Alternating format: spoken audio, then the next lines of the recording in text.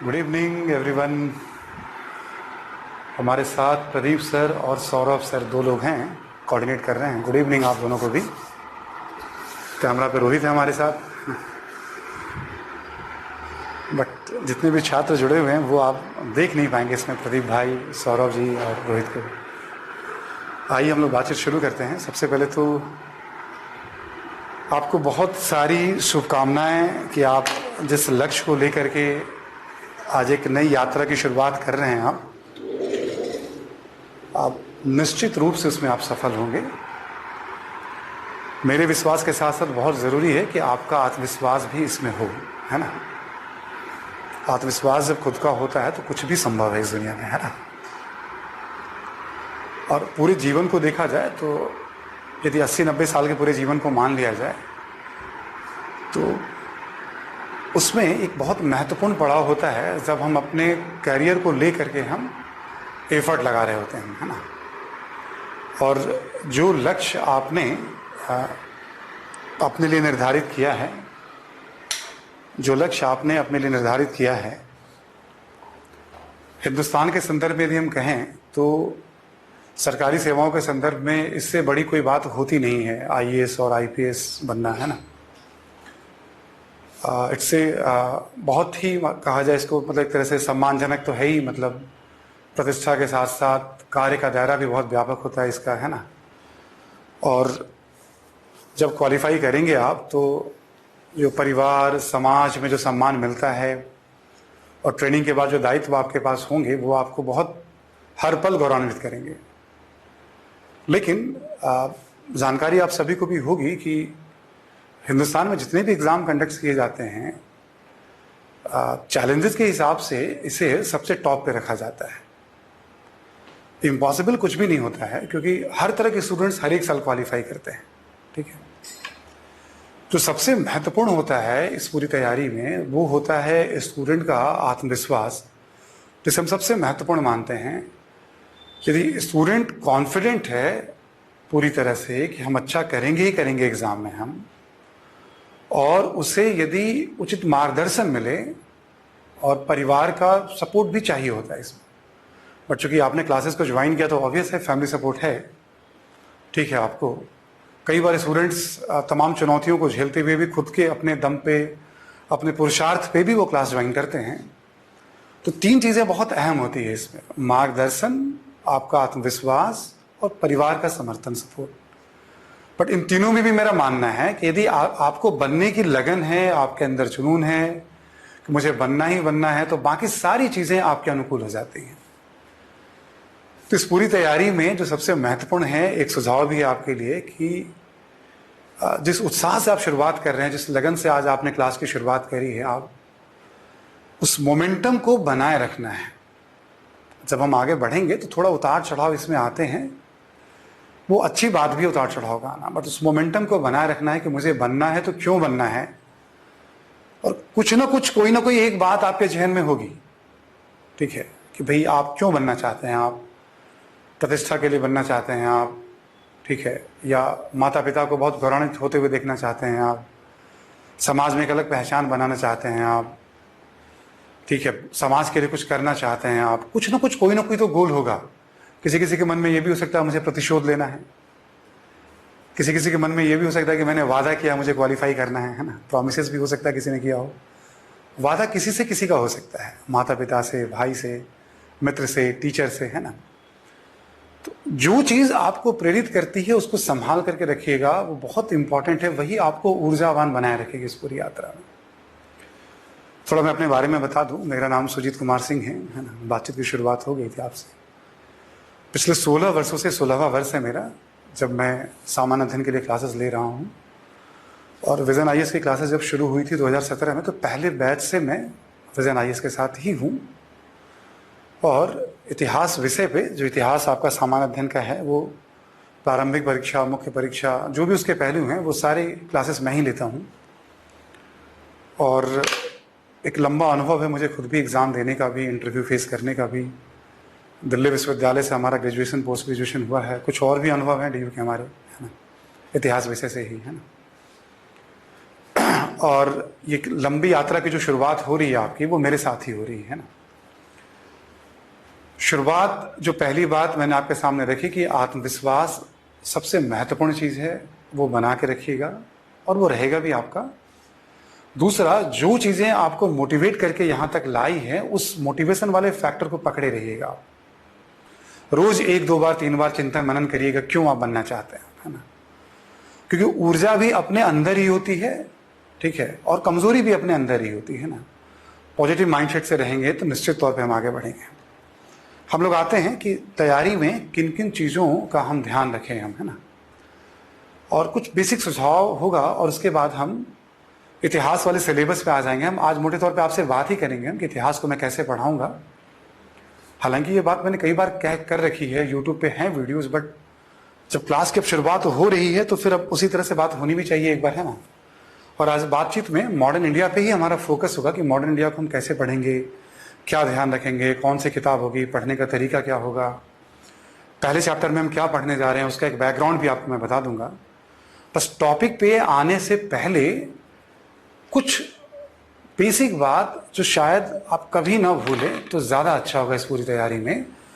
लिखिएगा, सबसे महत्वपूर्ण बात, जो पहला सुझाव एक मैं दे रहा हूँ आपको तैयारी के सिलसिले में, वो ये कि क्लासेस को अपनी कंटिन्यूटी में, जो भी आपकी क्लास हो कंटिन्यूटी में करिएगा। ऑनलाइन क्लास या वीडियो फैसिलिटी का ये मतलब नहीं है कि आप उसे डिफर करिएगा, उसे टाल दीजिएगा, चलो मैं देख लूँगा या देख लूँगी, है ना। कतई ऐसा मत करिएगा। मेरे पास 4 साल का अनुभव हो ही गया अपने विजन IAS में भी, 3.5 पौने 4 साल का, क्योंकि हम वीडियो क्लासेस स्टूडेंट्स को पहले साल से प्रोवाइड कर रहे हैं क्लास में, ऑफलाइन क्लास के साथ साथ। जो स्टूडेंट्स टालते हैं वो चीज़ें कभी टाइम पे परफॉर्म नहीं कर पाते हैं। जो वर्किंग स्टूडेंट्स होगा उनकी बात अलग होगी, भाई उनके पास टाइम कम होता है तो वो उस हिसाब से मैनेज करते, तो उन पर सजेशन लागू नहीं होता है। तो कंटिन्यूटी में क्लास करिएगा, क्लास कभी मिस मत करिएगा आप, क्योंकि जैसे जैसे आप क्लास की तरफ आगे बढ़ेंगे आपका लोड बढ़ता जाएगा और बहुत जल्दी आप इस बात को 5-7 दिनों में एहसास कर लेंगे आप कि मैं ये सुझाव आपको क्यों दे रहा हूं। नंबर 1, कल पे मत टालिएगा, बहुत वैसा सिचुएशन ना आ जाए तो।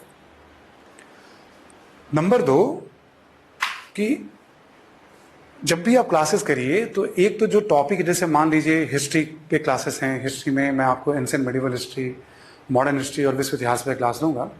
ऑब्वियस है सबके आप अलग अलग रजिस्टर बनाएंगे, आप वैसे अलग अलग विषयों के भी रजिस्टर बनाएंगे आप। राइटिंग जो आपने करनी है प्लेन पेपर पे करनी है, लाइन वाली जो रजिस्टर होती है, जो पेजेस होते हैं उस पर राइटिंग नहीं करनी है। ये पहले दिन से आपको आदत डाल लेनी है। बहुत बेसिक बात है, क्योंकि यूपीएससी में आपको प्लेन पेपर ही मिलेंगे। ऑलमोस्ट वो A4 साइज, जो जेरोक्स कॉपी का साइज होता है, उस साइज का पेपर होता है। वो कुछ हिस्सा दोनों तरफ छोड़ दिया जाता है। प्लेन पे जब हम राइटिंग करते हैं कई बार तो वो एरोप्लेन मोड में, कई बार वो टेक ऑफ कर जाता है, कई बार वो लैंड कर जाता है, ठीक है। तो ध्यान रखिएगा प्लेन पेपर पे आपने राइटिंग करनी है। एक और छोटा सा सुझाव ध्यान रखिएगा, एक एक्स्ट्रा डायरी या रजिस्टर जरूर अपने साथ लेके बैठिएगा। जैसे मैं मॉडर्न इंडिया पे बात करूंगा तो वो सारी बात मॉडर्न इंडिया पे होगी, बट बीच बीच में कुछ एक्स्ट्रा सजेशन या सुझाव, मैं ही नहीं, हमारी टीम के और भी जितने भी मेंबर हैं, ठीक है, जितने भी फैकल्टी होंगे, हमारे कोऑर्डिनेटर होंगे, सबके सुझाव होंगे। चलिए, सुझावों को अलग से नोट करने की आप आदत डालेंगे, सुझावों पे ध्यान देंगे आप, तो ओवरऑल आप देखोगे महीने 2 महीनों में सारी महत्वपूर्ण बातें आपसे शेयर कर दी जाएंगी। वो इतना कारगर होता है। एक तो देखो यूट्यूब पे भी सब कुछ होता है, और एक होता है हम शेयर कर रहे हैं आपके साथ लाइव हम, है ना, और हम पूछेंगे समय समय पे आप उस पर अमल कर रहे हैं या नहीं कर रहे हैं, हम उसको चेक भी करते रहते हैं। यदि आप उन पर ठीक से अमल करेंगे तो आप देखेंगे आपका जो रिजल्ट होगा, परफॉर्मेंस होगा, लगातार इंप्रूव करेगा।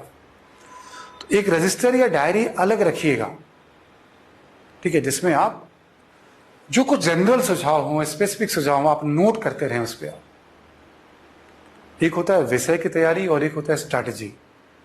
तो हर टीचर और जो हमारे एकेडमिक कोऑर्डिनेटर होते हैं कुछ ना कुछ आपको सजेशंस टाइम टाइम पे देते रहेंगे।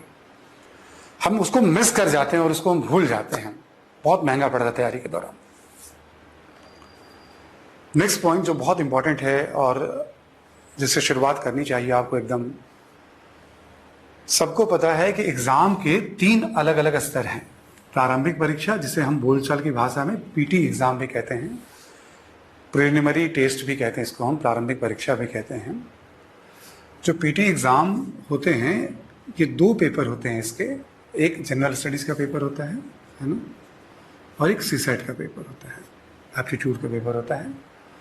जो एप्टीट्यूड का पेपर होता है इसमें कॉम्प्रिहेंशन होता है, इसमें मेंटल एबिलिटी, रीजनिंग के क्वेश्चंस पूछे जाते हैं, कम्युनिकेशन स्किल के क्वेश्चंस पूछे जाते हैं, कुछ बेसिक मैथ्स के भी क्वेश्चन होते हैं इसमें। ये केवल क्वालिफाई करना होता है, इसे पास करना होता है, ठीक है। मेरिट में इसके नंबर ऐड नहीं होते हैं, ठीक है। और जो आपका जीएस का पेपर होता है इसमें 100 प्रश्न पूछे जाते हैं।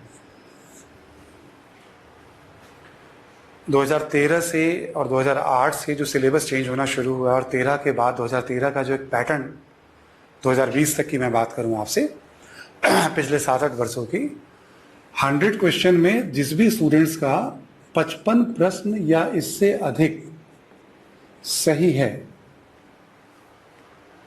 तो निश्चित तौर पे वो मुख्य परीक्षा में अपीयर होता है। होता क्या है आप सबको जानकारी होगी, जो वैकेंसी आती है, जैसे मान लो 800-900 सीट्स आई और उसमें करीब उसका 12 गुना, 13 गुना, कभी 14-15 गुना भी रिजल्ट, वो यूपीएससी की एक पॉलिसी होती है। जैसे 1000 सीट्स हैं तो 12,000 13,000 प्रीलिम्स के रिजल्ट आते हैं। अलग अलग कैटेगरी के हिसाब से वो वैरी करता है। आप गूगल पे, यूट्यूब वगैरह पे देखोगे तो सब आपको मिल जाएंगे। मैं आप एक जनरल एक आइडिया रख दे रहा हूं आपको। जैसे आपका एक गोल है कि पीटी क्वालिफाई करें, तो आप एक खाका बना लो अपने जहन में कि यदि 55 प्रश्न या उससे अधिक हम सॉल्व कर लेंगे तो हमारा प्रारंभिक परीक्षा में होगा ही होगा। कैसे होगा, क्या होगा, अभी इस यात्रा के दौरान आप इसको लर्न करेंगे। ये हालांकि क्वेश्चंस के लेवल पे डिपेंड करता है। क्वेश्चन ज़्यादा टफ हुआ तो स्कोर और भी कम जाते हैं, क्वेश्चन थोड़ा इजी हुआ तो कभी स्कोर ज़्यादा भी जा सकता है। एक आध बार ऐसा हुआ भी है। लास्ट ईयर की बात करें भी हम, 2020 का नंबर नहीं आया, 2019 की बात करें हम, तो 2019 में जिस भी स्टूडेंट्स ने 49 प्रश्न सही कर लिया था, general students, general candidate, OBC, SC, ST और जो फिजिकली चैलेंज होते हैं, अलग अलग तरह के, जो इकोनॉमिक बैकवर्ड क्लास हैं, है ना, सबके लिए अलग अलग मार्क्स होते हैं, है ना। ये हाईएस्ट मैं आपको बता रहा हूं। यानी जिन स्टूडेंट्स को 98 नंबर आ गए एग्जाम के अंदर, उन्होंने मेंस दिया था। अभी आया नहीं है, बट इस बार भी ऐसा माना जा रहा है कि 100 के आसपास ही, कुछ 50 के आसपास ही होंगे। तो आप ध्यान रखिएगा कि जीएस में 100 प्रश्न, इसी से मेरिट तय होती है कि आप मुख्य परीक्षा में आएंगे या नहीं आएंगे। लेकिन जो फाइनल सिलेक्शन होता है इसमें इसके नंबर ऐड नहीं होते हैं। ये एक तरह से आपको क्वालिफाई कर दिया जाता है, ठीक है, अब आप मुख्य परीक्षा में अपीयर होंगे। जो सेकंड स्टेज होता है वो रिटन एग्जाम का स्टेज होता है आपका, ठीक है। और ये जो रिटन एग्जाम का स्टेज होता है 1750 अंक का पेपर होता है, ठीक है। इसमें जीएस के 4 पेपर होते हैं। ध्यान से बात को सुनते जाइएगा और कुछ कुछ यहाँ मैं होमवर्क भी आपको देने जा रहा हूँ जिससे आपको शुरुआत करनी है। जीएस के टोटल 4 पेपर होते हैं यहाँ पे, है ना। जीएस 1, जीएस 2, जीएस 3 और जीएस 4 सुविधा के हिसाब से मैं रख रहा हूँ। हर एक पेपर 250 नंबर के होते हैं, यानी कुल आपके ये 1000 मार्क्स के हो गए, ठीक है। जीएस 1 यानी पहला जो पेपर होता है, इसी में हमें इतिहास, भूगोल और समाज, सोसाइटी के बारे में अध्ययन करना है। जो दूसरा पेपर होता है उसमें राज व्यवस्था, गवर्नेंस के बारे में और अंतर्राष्ट्रीय संबंध के बारे में हमें पढ़ना है। तीसरा पेपर में इकोनॉमी, साइंस, टेक्नोलॉजी, ठीक है, और कुछ कुछ छोटी छोटी चीज़ें, डिजास्टर मैनेजमेंट भी है उसमें, है ना, उन सब का अध्ययन करना है। और चौथा पेपर जो है उसमें एथिक्स के बारे में अध्ययन करना है, ठीक है। 4 पेपर है ना, 1000 नंबर के ये होते हैं। इसके अलावा आपको वैकल्पिक विषय का एक चयन करना होता है, उस पर भी थोड़ी बहुत आपसे हम बात कर लेंगे। हम उसको लेके भी कई सारे प्रश्न आपके मन में रहेंगे, है ना। वैकल्पिक विषय का भी चयन करना होता है। वैकल्पिक विषय 500 नंबर के होते हैं, वैकल्पिक विषय, है ना। कोई भी विषय आपने चुन लिया, मान लीजिए कोई एक्स पेपर का आपने चयन कर लिया, वो history, geography, Hindi, sociology, political science, कोई भी पेपर हो सकता है, इंजीनियरिंग का हो सकता है, कॉमर्स का हो सकता है, कोई भी पेपर है आपका, उसमें भी आपके पेपर 1 होंगे और पेपर 2 होगा, 250 नंबर के, ठीक है। 1500 नंबर के आपके ये हो गए। और एक और इंपॉर्टेंट पेपर होता है निबंध का, आपका एसे का पेपर होता है ना, 250 नंबर का ये भी पेपर होता है। कुल आप तीनों को ऐड करेंगे तो ये 1750 नंबर होता है।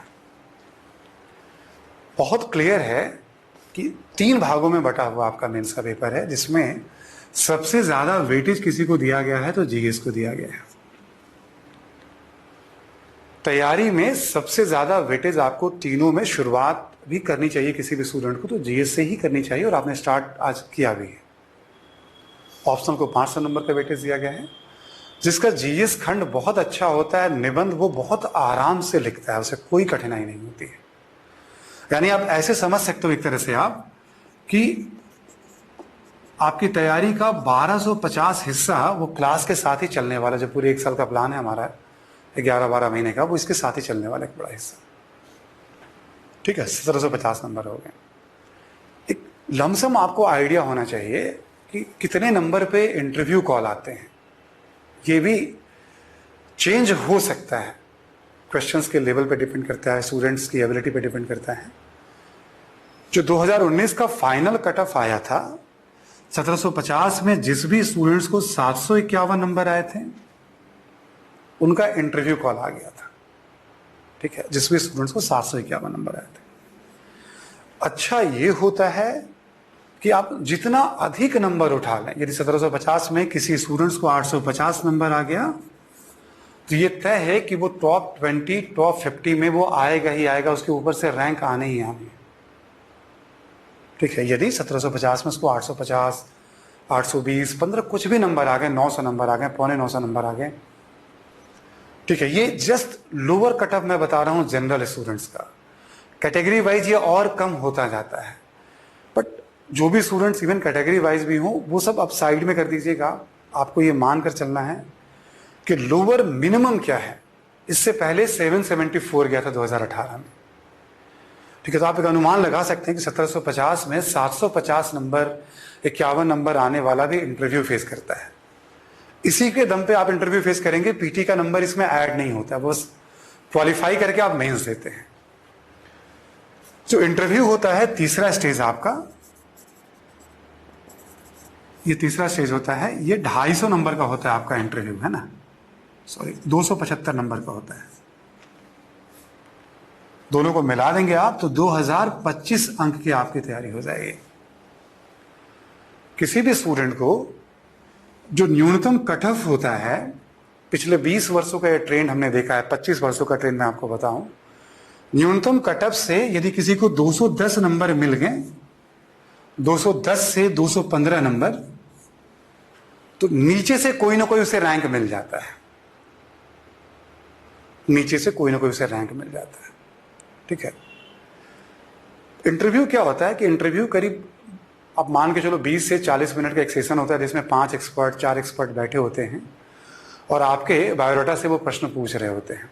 275 नंबर का बहुत सारी चीजें, वो सिचुएशन पे भी निर्भर करती है, उस वक्त पे भी निर्भर करता है, बहुत कुछ आपके हाथ में नहीं होता है।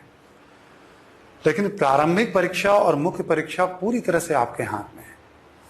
प्रारंभिक परीक्षा में 4 ऑब्जेक्टिव ऑप्शंस होते हैं, जिसमें से एक हमें टिक करना होता है।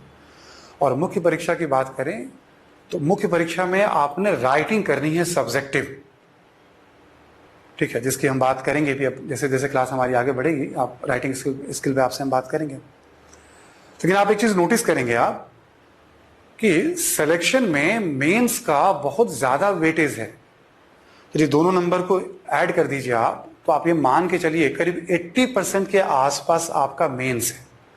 मैथ वाले स्टूडेंट्स एग्जैक्ट कैलकुलेट कर सकते हैं, मैथ मेरा बहुत पुअर है ना। यानी 80% आपका सिलेक्शन होगा या नहीं होगा, वो बहुत कुछ मेंस पे निर्भर करता है। और मेंस का मतलब ये होता है 4, 2, 6 और 1, 7 पेपर में आपने राइटिंग, यानी 21 घंटे में आपने क्या राइटिंग की, आप कितना पढ़ते हैं, क्या पढ़ते हैं, आप किस इंस्टीट्यूट के टॉपर हैं, किस कोचिंग से आपने पढ़ा, किस टीचर से मार्गदर्शन लिया, आपके घर में कितने आईएएस हैं, आप थ्रू आउट टॉपर हैं, कोई मायने नहीं रखता है। एक ही चीज मायने रखता है, उस 21 घंटे में आप क्या लिख करके आ रहे हैं। यदि आपने मेंस को बहुत अच्छा कर लिया, बहुत अच्छा कहने का मतलब बहुत अच्छा, मैं बताऊंगा बहुत अच्छा का सेंस क्या है, 1-2 दिन के अंदर ही बताऊंगा मैं आपको, तो ये यकीन रखिएगा आपको सिलेक्शन से कोई रोक ही नहीं सकता है। एक लाइन में कहूं तो तीनों में सबसे जो इंपॉर्टेंट स्टेज है आपका वो है मेंस, और इसको कहीं लिख लीजिएगा इस बात को भी, मेंस का मतलब होता है अपनी हाथों से अपना मुकद्दर लिखना। मेंस का मतलब क्या होता है? अपनी हाथों से अपना मुकद्दर लिखना, ठीक है। तो कभी भूलिएगा मत आप कि स्टेज में हमें पता होना चाहिए कि क्या स्कोर चल रहा है, बट ये पेपर पे डिपेंड करता है, ठीक है। ये पेपर पे डिपेंड करेगा, थोड़ा कट ऑफ ज्यादा भी हो सकता है, कम भी हो सकता है, वो हम बात आपसे कर लेंगे, बट एक इनिशियल आइडिया नंबर 1। नंबर 2, तैयारी की शुरुआत कर रहे हैं आप, तो बहुत ज़रूरी है कि आपके पास आज के आज आप सभी स्टूडेंट जैसे भी हो, आप गूगल वगैरह पे जा करके, आसपास की किताब की दुकान हो तो सिलेबस परचेज कर लेंगे आप। सिलेबस आपके पास होना चाहिए, ठीक है, नंबर 1। और क्वेश्चन बैंक सभी के पास होना चाहिए।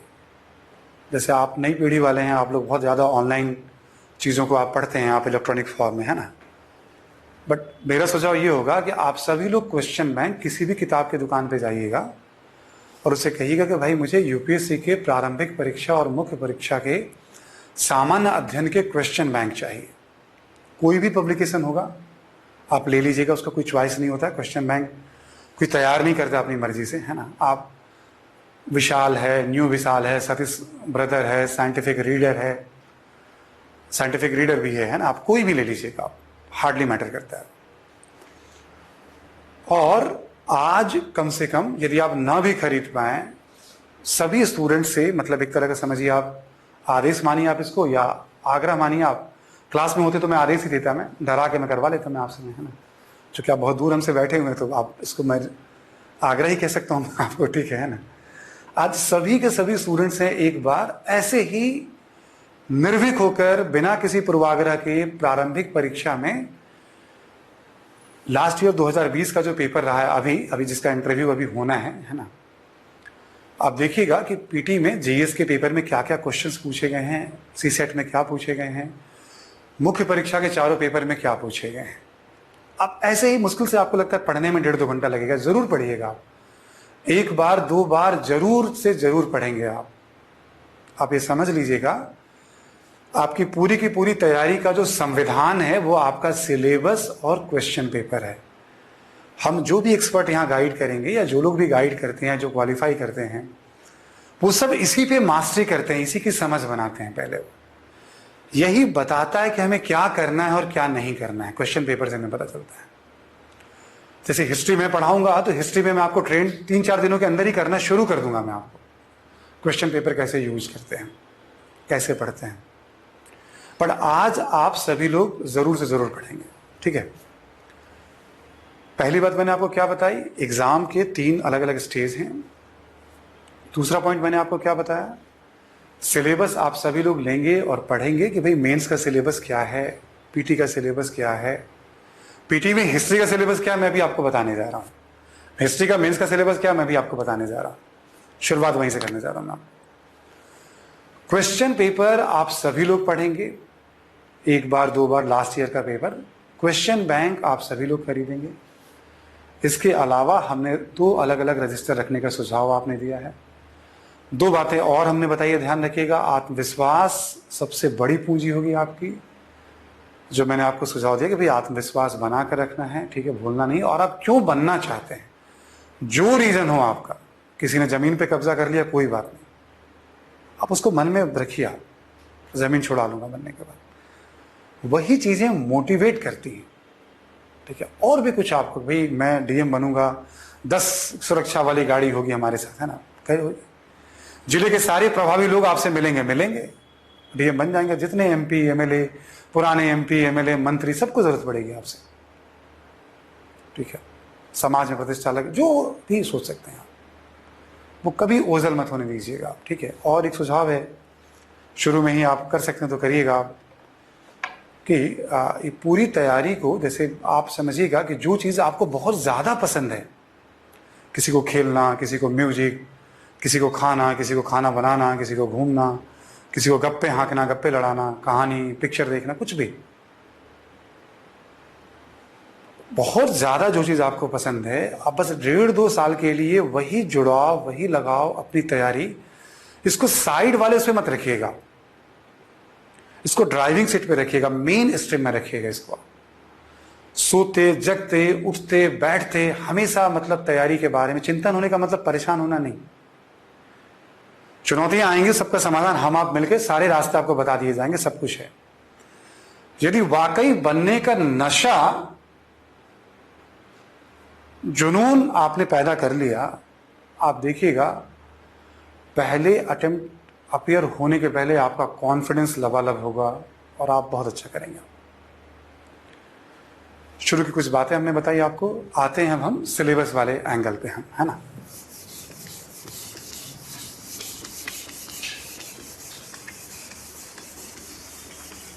जो बात सुझाव मैंने दिया है, मैं उम्मीद करता हूं कि आपने नोट किया होगा, है ना।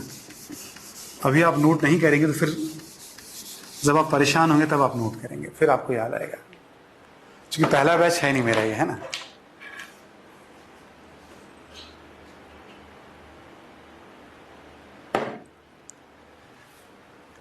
एक चीज आपको बहुत ज्यादा परेशान करेगी, जैसे आपने जीएस शुरू कर दिया है, आप टारगेट लोगों के भी, मुझे 2022 में एग्जाम देना है या 2023 में देना है या 2024, मैक्सिमम इसी तरह के स्टूडेंट होंगे जो क्लास में भी जुड़े होंगे हमारे साथ। ऑप्शनल क्या लें? देखो, जिनको 2022 में देना है उनको हर हालत में प्रीलिम्स के पहले ऑप्शनल तैयार करना है, ठीक है। और क्लास में फिर मैं कभी आपसे चर्चा कर लूंगा इसके बारे में कि भाई आप ऑप्शनल को कैसे चूज करें, ध्यान दें, कभी 10 मिनट बात कर लूंगा 2-4-5 दिनों में आपसे। बट ये ध्यान में बैठा लीजिएगा, क्योंकि मन में चलने मत दीजिएगा, इतना सोच लीजिएगा कि हाँ मुझे 22 में एग्जाम निकालना है, इसका मतलब मुझे प्रीलिम्स के पहले ऑप्शनल भी तैयार करने हैं। बट आप महीने 2 महीने तक अभी कोई भी प्लान मत करिएगा, जब तक जीएस में आप पूरी तरह से सध न जाएं, कम से कम 1.5-2 महीने, 2.5 महीने, कुछ खास चीजें आपके रेंज में पकड़ में ना आ जाए, ठीक है। छोटा सा एक फॉर्मूला है जो मैं हर क्लास में यूज करता हूं, और यहीं से मान लीजिए आपकी तैयारी की शुरुआत होती है। जैसा मैंने बताया आपको भी, सिलेबस और क्वेश्चन पेपर ये आपकी तैयारी का संविधान है, कॉन्स्टिट्यूशन है। अभी शुरू कर दूंगा इतिहास से मैं यहां पे। दूसरा एक इशू क्या होता है, हमेशा सोर्स को लेकर के आता है, ठीक है। आप बहुत से स्टूडेंट्स को देखोगे जो बहुत पढ़ते हैं, बहुत सारी किताबों को पढ़ते हैं, कभी किसी को जानते हो कमरे में चले जाओ, पता नहीं क्या क्या चीजें पढ़ जाते हैं वो, मतलब, ठीक है ना। सोर्स का चयन बहुत इंपॉर्टेंट पार्ट होता है, ठीक है। इसमें क्लैरिटी यदि आपकी होगी तो आप फंसोगे नहीं आप, ठीक है। इसमें क्लैरिटी नहीं होगी आप तो बहुत मुश्किल होगा आपको, ये ध्यान रखिएगा। आप पूरी तैयारी में कभी भी परेशान होगे ना, कभी भी जैसे खूब परेशानी आ जाएगी, ठीक है, तो आप जो मैं फॉर्मूला बता रहा हूं इसी में कहीं ना कहीं आप फंस रहे हैं। तीसरा जो इंपॉर्टेंट पार्ट होता है, ठीक है, वो होता है कैसे पढ़ें। क्लास ऑब्वियस आप उसके लिए ज्वाइन कर रहे हैं, हाउ टू रीड, और साथ में नोट्स मेकिंग। जैसे मान लो कोई एक टॉपिक पे आपने 200 पेज पढ़ने थे इन किताब से, तो वो हमने पहले कहा हिंदुस्तान के सभी जितने भी एग्जाम्स होते हैं उसमें चैलेंजेस के हिसाब से इसे सबसे ऊपर रखा गया है, क्योंकि इसका सिलेबस लेंदी है ओवरऑल, बस यही है। तो नोट्स मेकिंग और कैसे पढ़े बेसिकली मैनेजमेंट होता है ये, कि आप कितना स्मार्ट तरीके से इसको मैनेज करते हैं। ये आप 2-3 दिनों में भी मेरे साथ इसका लर्निंग शुरू हो जाएगा हिस्ट्री के साथ साथ। हम कैसे पढ़ें ये भी आप देख लेंगे, आप आज से कल तक में काफ़ी चीज़ें क्लियर हो जाएंगी, शुरुआती एक है ना। नोट्स मेकिंग भी मेरे साथ साथ आपका होना शुरू हो जाएगा, कोई इशू नहीं है, बट इंपॉर्टेंट पॉइंट है। इसके साथ साथ ये भी इंपॉर्टेंट होता है कि याद कैसे रखें, बहुत इंपॉर्टेंट होता है। रिवीजन करना है ना, जिसको हम अपनी भाषा में कहते हैं कंसोलिडेशन। पढ़ना इंपॉर्टेंट तो है ही, जब पढ़ लिया समझ लिया, जैसे हमने आज जो पढ़ा, क्या 15-20 दिनों तक हमें ध्यान रह पाएगा? 6 महीने बाद ध्यान रह पाएगा? चुनौती आती है। जैसे जैसे आप आगे बढ़ेंगे ये चुनौती आपकी बढ़ती जाएगी। जैसे मान लो मॉडर्न इंडिया में पढ़ा रहा हूं, 8वें क्लास में आ गया, मैं आपसे पूछूंगा बताओ पहले क्लास में मैंने क्या डिस्कस किया था आपसे। 20वें क्लास में आ गया, फिर दूसरे क्लास की बात करूंगा मैं आपसे, है ना। जैसे जैसे आप आगे बढ़ेंगे वैसे वैसे आपको एक सुखद चुनौती मिलेगी। जो इस चुनौती को मैनेज कर लिया वो बाजी मार जाता है। यही चुनौती आपको कभी कभी निराशा के भंवर में भी ले जाएगी, ठीक है ना। अरे यार क्या कर रहा हूं मैं, निर्णय सही था या नहीं था, है ना, ठीक है। तो इसका भी तरीका मैं 3 से 4 दिनों में आपको ट्रेन कर दूंगा मैं। अब पहला 3-4 दिन आप बहुत सावधानी पूर्वक हमारी हर बात को फॉलो करिएगा और उसको आप दूसरे विषय पे भी इंप्लीमेंट कर दीजिएगा। टीचर तो बाकी और नई नई बातें बताएंगे आपको सारे टीचर, बट मैं चाहता हूं कि एक सिस्टम आपका बना रहे। तो ये 4 बातें सिस्टम की हो गई। 5वां जो सबसे महत्वपूर्ण है, थोड़ी देर पहले मैंने कहा, प्रैक्टिस, अभ्यास। अब कभी भी आने वाले 2-4 महीने, साल, 1.5 साल, 2 साल में परेशान होंगे, इस 5 में कहीं भी क्लैरिटी नहीं होगी तो आप कुपित हो जाएंगे अपने आप से। और ये 5 आपका ठीक होगा तो आपका कॉन्फिडेंस, चेहरे का ग्लो, आपकी चाल ढाल कोई बता देगा कि भाई जबरदस्त तैयारी चल रही है, आपका कॉन्फिडेंस है, सही दिशा में एकदम निशाने पे आप हिट कर रहे हैं। कहीं फंस जाएंगे आप, ब्लॉक कर जाएंगे आप इसमें। आप कभी भी परेशान होइएगा तो याद कर लीजिएगा, अच्छा इसमें कहीं प्रॉब्लम आ गई है क्या आपको। जहां प्रॉब्लम आई है उसको सुलझाइए, घंटे 2 घंटे में फिर कॉन्फिडेंस आपका पटरी पर लौट आएगा। नहीं तो हम स्टक कर जाते हैं। 5 बातें हो गई। आइए इसको जरा इतिहास पे लागू करते हैं हम, और फिर हम मॉडर्न इंडिया पे आपसे हम बातचीत शुरू कर देंगे हम, है ना।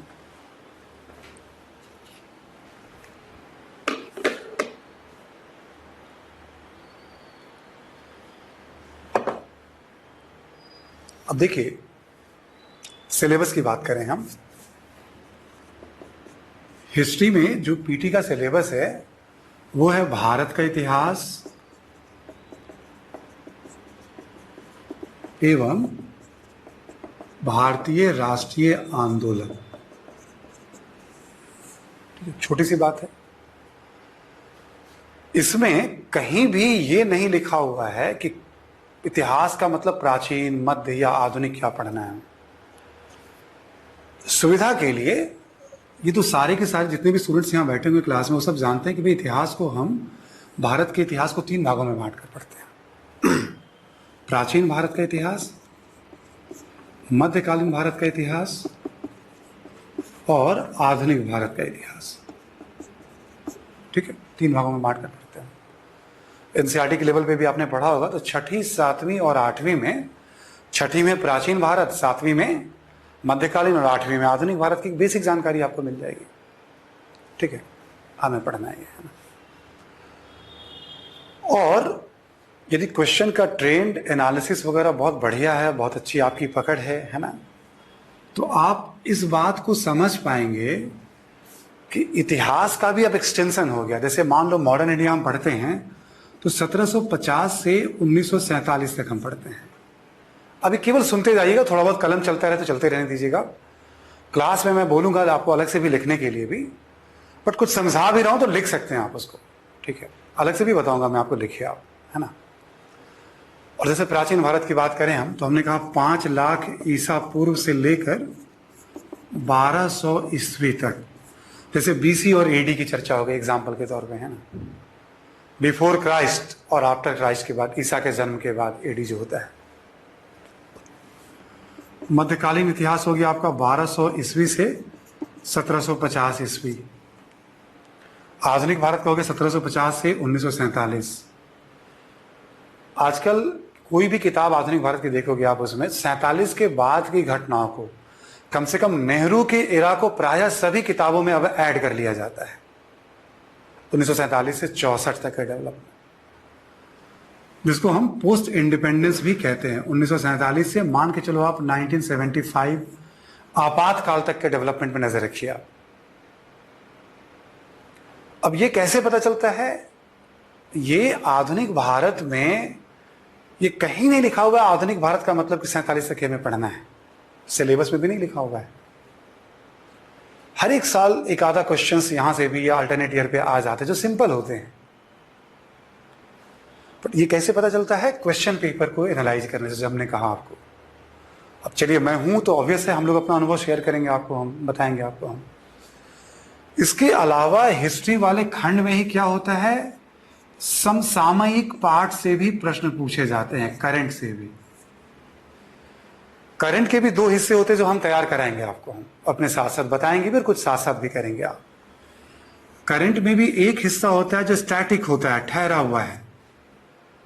जैसे 8 क्लासिकल डांस है, मान लो केरल से शुरू करें हम, तो केरल में देखोगे मोहिनी अट्टम है ना, और कथकली है, भरतनाट्यम है तमिलनाडु में, आंध्रा में कुचिपुड़ी है, उड़ीसा में ओडिसी हो जाएगा आपका, यूपी में आएंगे तो कथक हो जाएगा। ऐसे करके 8 डांस है। हर डांस के बारे में जैसे एरिया, कुछ प्रमुख कलाकार, उसका थीम, कुछ खास मुद्राएं, एग्जाम्पल देके बता रहा हूं मैं आपको। 8 से तो 8 डांस है नहीं, बहुत पुरानी बात है ये। इसके लिए ऐसा तो नहीं कि एकदम ठीक पीटी के एक दिन पहले हम इसे पढ़ेंगे हम। ऐसे ही यूनेस्को के बारे में आप सब जानते होंगे, ये यूएनओ की एक स्पेशलाइज एजेंसी है जो पूरी दुनिया में संस्कृति के संरक्षण को बढ़ावा देती है। मुख्यालय इसका पेरिस में। और संस्कृति के संरक्षण में 2 तरह से विरासत के संरक्षण में, मूर्त विरासत और अमूर्त विरासत। भारत में बहुत ऐसे सांस्कृतिक स्थल है, मूर्त की बात करें हम लोग, जैसे आप यदि रुपए का यूज करते हैं आप, तो आप देखिएगा 10 रुपए के नोट पे कोणार्क मंदिर बना हुआ, कोणार्क का सूर्य मंदिर।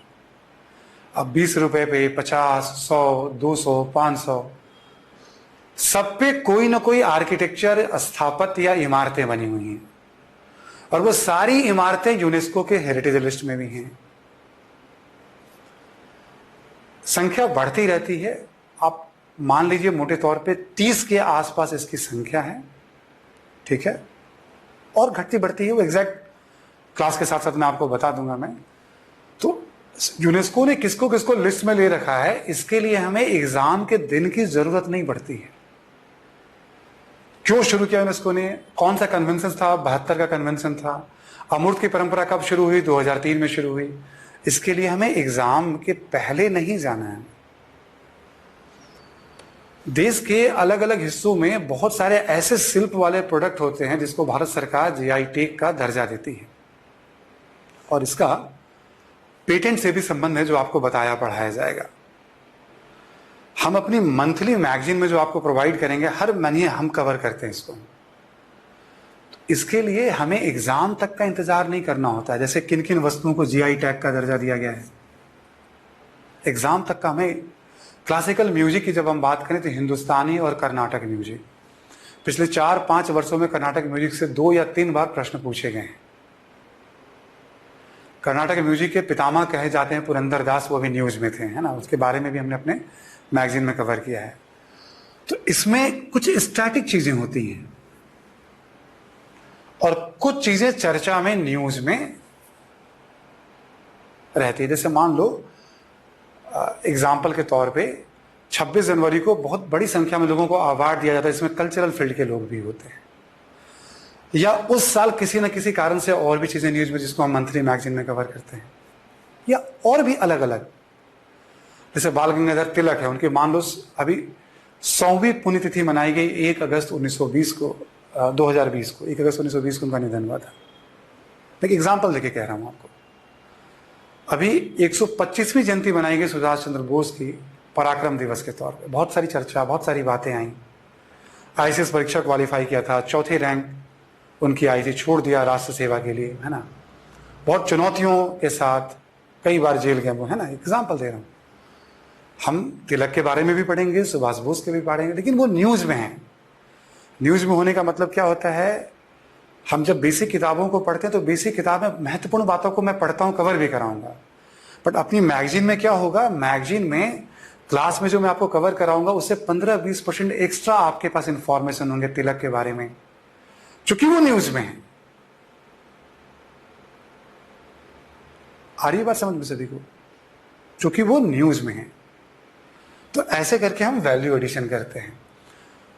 तो केवल प्रारंभिक परीक्षा की बात करें और इसको देखें तो इससे तस्वीर साफ नहीं होगी। और अभी भी चूंकि अब तो यूट्यूब का जमाना है और हमने कई सारे अपने ओपन सेशन में ये बात समझाई है अपने छात्रों को, है ना, कि भाई देखो आपको ये ध्यान रखना है कि ये भी आपकी तैयारी का हिस्सा है।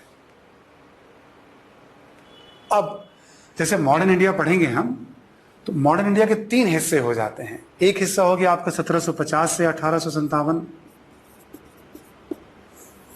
और एक हिस्सा हो गया आपका 1857 से 1947, और एक हिस्सा हो गया आपका ये जो दूसरा हिस्सा है इसी को राष्ट्रीय आंदोलन कहते हैं। सिलेबस में जब अलग से लिखा हुआ है भारत का इतिहास, इसको नहीं भी लिखता, इसको मैं मिटा भी दूं, तब भी राष्ट्रीय आंदोलन पढ़ना है, तब भी आपको सारी चीजें पढ़नी है। लिखने का मकसद क्या होता है? लिखने का मकसद होता है कि यूपीएससी उसको ज्यादा महत्व देगी।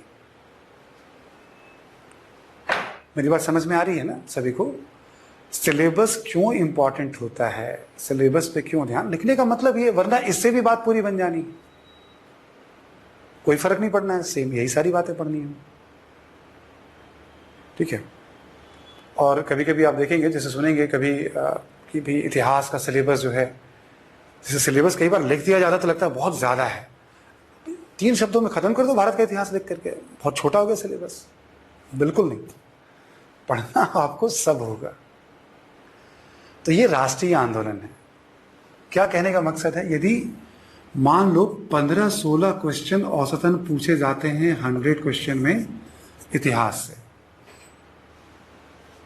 तो एक औसत निकालोगे आप तो 15-16 क्वेश्चन में आपको 4-5 प्रश्न राष्ट्रीय आंदोलन से मिलेंगे ही मिलेंगे, कितना भी बड़ा उलटफेर हो जाए, 4-5 प्रश्न आपको मिल जाएंगे। कभी एक आधा कम हो गया रिसेंटली, 1 आध साल इधर अभी ट्रेंड में, अदरवाइज ज्यादा भी मिलेंगे आपको। ये मकसद होता है। दूसरा मकसद क्या होता है सिलेबस का, बस एक और समझ लीजिए फिर हम मॉडर्न इंडिया पे आएंगे। दूसरा मकसद ये होता है, भारत का इतिहास, जैसे प्राचीन भारत का इतिहास है, मान लो सपोज दैट आपने मौर्य काल पढ़ना है, तो मौर्य काल जब हम पढ़ेंगे, कोई भी काल, जैसे प्राचीन भारत में मैं 10 टॉपिक आपको पढ़ाऊंगा, जब मैं प्राचीन कराऊंगा ना तभी पूरा सिलेबस समझाऊंगा आपको। मैं भी सिलेबस का एक छोटा परिचय दे रहा हूं और फिर मॉडर्न का एक विस्तृत परिचय दूंगा, क्योंकि मैं मॉडर्न पढ़ाने जा रहा हूं। जब मैं एंशिएंट, मिडिवल और कल्चरल हिस्ट्री पढ़ाऊंगा तो उसके बारे में 2 घंटे का पूरा एक इंट्रोडक्शन होगा, और जब मैं आपको विश्व इतिहास पढ़ाऊंगा तब उसके बारे में इंट्रोडक्शन होगा 1.5-2 घंटे का, ठीक है। बस अभी एक बात सिलेबस, क्योंकि सिलेबस जब आप शुरू करिए तो आपकी कॉपी में सिलेबस दिखना चाहिए आपको, ठीक है। सिलेबस धीरे धीरे बैठ जाना चाहिए, सिलेबस एकदम चलते फिरते याद रहना चाहिए आपको, और क्वेश्चन पेपर पढ़ने की बीमारी हो जानी चाहिए आपको, डिजीज, ठीक है। मान लो मौर्य काल 10 टॉपिक में एक टॉपिक है, और मतलब ऐसे देखा जाए तो 322 ईसा पूर्व से 185 ईसा पूर्व हो गया। मौर्य काल में 4 हिस्से आपने पढ़ने हैं, 4 चीजें पढ़नी है आपने। मौर्यों का राजनीतिक इतिहास, जैसे चंद्रगुप्त मौर्य, उसके बाद जो अगला शासक था बिंदुसार, फिर अशोक, ऐसे करके वंशावली, किन क्षेत्रों पे शासन था, प्रशासन कैसा था, पतन क्यों हुआ। ऐसे ही आर्थिक इतिहास, सामाजिक इतिहास और सांस्कृतिक इतिहास। सांस्कृतिक इतिहास के बारे में अलग से बता रहा हूं। किसी भी टॉपिक के 4 हिस्से होंगे, 10 टॉपिक है तो 10 के 4 हिस्से होंगे। प्राचीन भारत में मतलब ये मान लो औसतन, जैसे अभी तो क्वेश्चन ज़्यादा पूछे जाने लगे हैं, यदि 4-5 प्रश्न पूछे जा रहे हैं प्राचीन भारत में, मान लो प्रारंभिक परीक्षा में, इसके बहुत चांसेज होते हैं कि सांस्कृतिक सामाजिक इतिहास से ही सारे प्रश्न पूछ लिए जाए। बट 2-3 वर्षों में क्या हुआ है, राजनीतिक इतिहास से क्वेश्चंस पूछने की फ्रीक्वेंसी थोड़ी थोड़ी बढ़ी है। क्यों बढ़ी है? सिलेबस है भारत का इतिहास, यानी वो राजनीति पूरा भी पूछ ले तो आप ये नहीं कह सकते हो अरे यार यूपीएससी में तो सारे के सारे प्रश्न राजनीति पे आ गए, आप कह ही नहीं सकते हो। सिलेबस का वो पार्ट है। तो प्रारंभिक परीक्षा में सिलेबस को समझते हुए हम पूर्णता में तैयारी करेंगे। ठीक है, इवन मॉडर्न इंडिया की जब हम बात शुरू करेंगे तो कोई खंड छोड़ ही नहीं सकते, क्योंकि पूरा भारत का इतिहास पढ़ने के लिए कहा गया। चाहे वो पहली नजर में कम इंपॉर्टेंट भी लग रहा हो, तब भी हम उसे पढ़ेंगे। क्लियर सभी को? एक सिलेबस से क्या क्या तस्वीर आपके सामने आ रही है, जो कि सिलेबस उतना बता भी नहीं पा रहा है। बट आपने ये ध्यान रखना है, जब मैं आऊंगा तो आपको ऑब्वियस कराऊंगा, मैं बताऊंगा उसके बारे में, है ना। तो ये प्रारंभिक परीक्षा की जानकारी हो गई। प्रारंभिक परीक्षा में इतिहास की बहुत अहमियत है। 2013 से 2020 के बीच में कम से कम 2 या 3 बार ऐसा हो चुका है कि 20 के आसपास प्रश्न पूछे गए हैं। प्रारंभिक परीक्षा में आपको इतिहास, भूगोल, राजव्यवस्था, इकोनॉमी अर्थव्यवस्था, सामान्य विज्ञान, पर्यावरण और समसामयिकी, सिलेबस देखोगे तो 7 इंडिकेटिव खंड हैं, 7 अलग अलग सेगमेंट है, 8 सेगमेंट है। उसमें इतिहास से 15 क्वेश्चंस तो पूछे ही जा रहे हैं। और कुछ भी ऐसा मन में मत बनाइएगा कि प्राचीन से कितने पूछे जाएंगे इस 15-20 में, मध्यकाल से, जी यूपीएससी के हाथ में है। 2 वर्ष पहले तक ये तय था यदि 15 पूछे जाएंगे तो 9-10 प्रश्न यहां से पूछे जाते थे आधुनिक भारत से। 2019 से पहले, 18 से पहले, 19 में क्या हुआ, एकाएक गेम चेंज हो गया और मध्यकालीन भारत से 7-8 प्रश्न पूछ लिए गए। और 20 में क्या हुआ, प्राचीन भारत से 7-8 प्रश्न पूछ लिए गए। टोटल यूपीएससी के हाथ में है। कोई भी आप सुनी सुनाई बातों में मत चलिएगा, पूरा का पूरा हम कवर करेंगे। वो अलग बात है कि हम आधुनिक से शुरुआत कर रहे हैं, बताएंगे आपको कि आधुनिक से क्यों शुरू करते हैं। क्लियर? कुछ बातें, ये सब बात मैं क्यों बता पाता हूं, क्वेश्चन पेपर एनालिसिस होने के कारण। वो आप मेरे साथ धीरे धीरे सीख जाएंगे आप। ठीक है, बहुत जरूरी है। चलिए मैं इसको हटा रहा हूं बोर्ड से।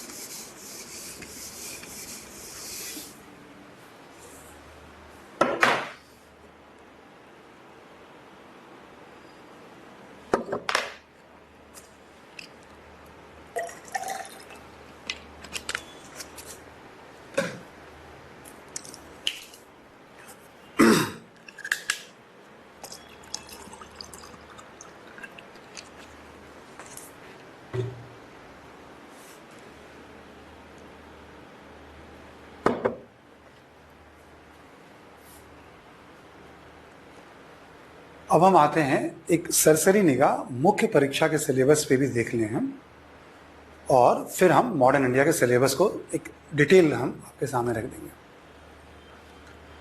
देखिए हमने क्या बताया, जीएस पेपर 1 में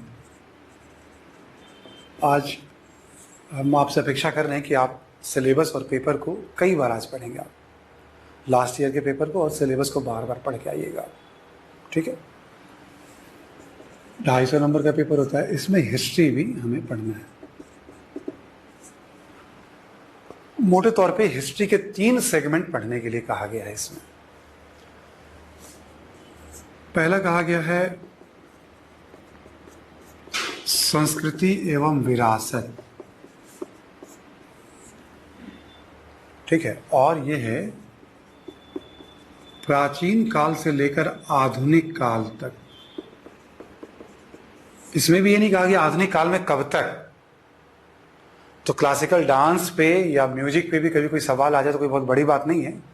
वैसे पूछा नहीं गया है, बट पूछा जा सकता है। यूनेस्को पे कोई सवाल आ जाए ना, कुछ भी पॉसिबल है। प्राचीन काल, मध्यकाल और आधुनिक काल, ठीक है। और साफ साफ इसमें भारतीय इतिहास है ना।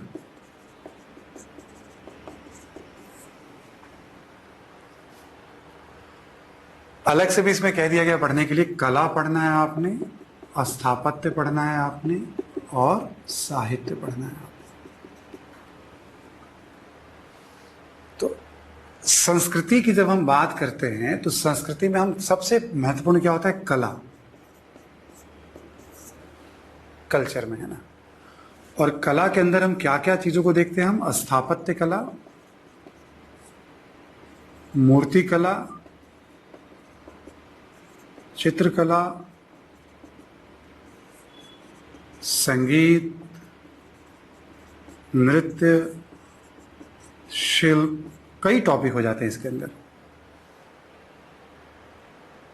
ठीक है। मैं बात कर रहा हूं मुख्य परीक्षा में 3 भागों में बांटकर हिस्ट्री को कहा गया पढ़ने के लिए। पहला कहा गया संस्कृति एवं विरासत से प्रश्न पूछे जाएंगे। तो संस्कृति में हम क्या लेते हैं? कला लिया हमने। संस्कृति में धर्म की चर्चा होती है, संस्कृति में ही साहित्य की बात होती है, भाषा, शिक्षा, संस्कृति में ही हम विज्ञान की बात करते हैं। जैसे आयुर्वेद और योग से आज हिंदुस्तान क्या पूरी दुनिया में हर व्यक्ति परिचित हो गया है, आयुर्वेद और योग से, है ना। प्राचीन काल से आयुर्वेद और योग हमारे जीवन का हिस्सा बना हुआ है, और कोरोना पीरियड में तो बहुत ज़्यादा उसका महत्व बढ़ा है। तो प्राचीन, मध्यकाल, आधुनिक काल में विज्ञान के बारे में हम थोड़ी जानकारी है ना। संस्कृति में हम क्या लेते हैं मोटे तौर पे? तो संस्कृति के अंदर हम ये पढ़ते हैं, जैसे आप 2020 का पेपर पढ़ेंगे तो देखेंगे आप कि बौद्ध धर्म के इतिहास में पाल काल विशेष महत्व रखता है। एन्यूमरेट, इसे बताएं, यानी पाल काल और बौद्ध धर्म पे जैसे एक प्रश्न पूछ लिया गया। स्थापत्य कला पे, रॉक कट आर्किटेक्चर पे पहला ही प्रश्न पूछा गया मेंस में 2020 में। पहाड़ों को काटकर जो इमारतें, ठीक है, जो बनाई जाती हैं, स्थापत्य जो निर्मित किए जाते हैं, पहले ही प्रश्न पूछा है। इसलिए हमने कहा एक बार आप पेपर पढ़ेंगे आप तो थोड़ा थोड़ा आपको बस कुछ करना नहीं है, आपने एक समझ बननी शुरू होगी, अच्छा क्या है ये। तो ये संस्कृति है आपका। और जैसे हमने कहा प्राचीन काल के करीब करीब 10 टॉपिक, मध्यकाल के 4 बड़े टॉपिक, 14 टॉपिक, और आधुनिक काल में भी करीब करीब मान के चलो 12 से 15 महत्वपूर्ण टॉपिक, 30 टॉपिक मान लो मोटे तौर पे भारतीय इतिहास में, ठीक है। हर टॉपिक के संस्कृति वाला खंड, बट सिलेबस से क्लियर नहीं होगा। जैसे मान लो क्वेश्चन पूछ दे हड़प्पा संस्कृति के बारे में, सिलेबस में कहीं हड़प्पा का जिक्र नहीं मिलेगा आपको। तो जब मैं आपको बताऊंगा तब थोड़ा इसको और विस्तार में ले आऊंगा। अभी बस थोड़ा बहुत जानने के लिए, अच्छा ठीक है संस्कृति ये होता है। किसी भी काल, जैसे मान लो मौर्य काल में स्थापत्य पढ़ेंगे हम, तो अशोक स्तंभ के बारे में आप सब जानते होंगे। स्तूप के बारे में, जैसे सारनाथ का स्तूप, सांची का स्तूप, ठीक है, जो बौद्ध स्तूप है उसकी बात करें है ना, तो वो स्थापत्य का हिस्सा हो गया। अशोक स्तंभ पे जो सिंह है दहाड़ते हुए एकदम, बाल मांसपेशियों का उभार है, मूर्ति कला का हिस्सा हो जाता है, चित्र बनाए जाते हैं ना, ऐसे करके। हर काल में कला, धर्म, ऐसे हम पढ़ते हैं, है ना।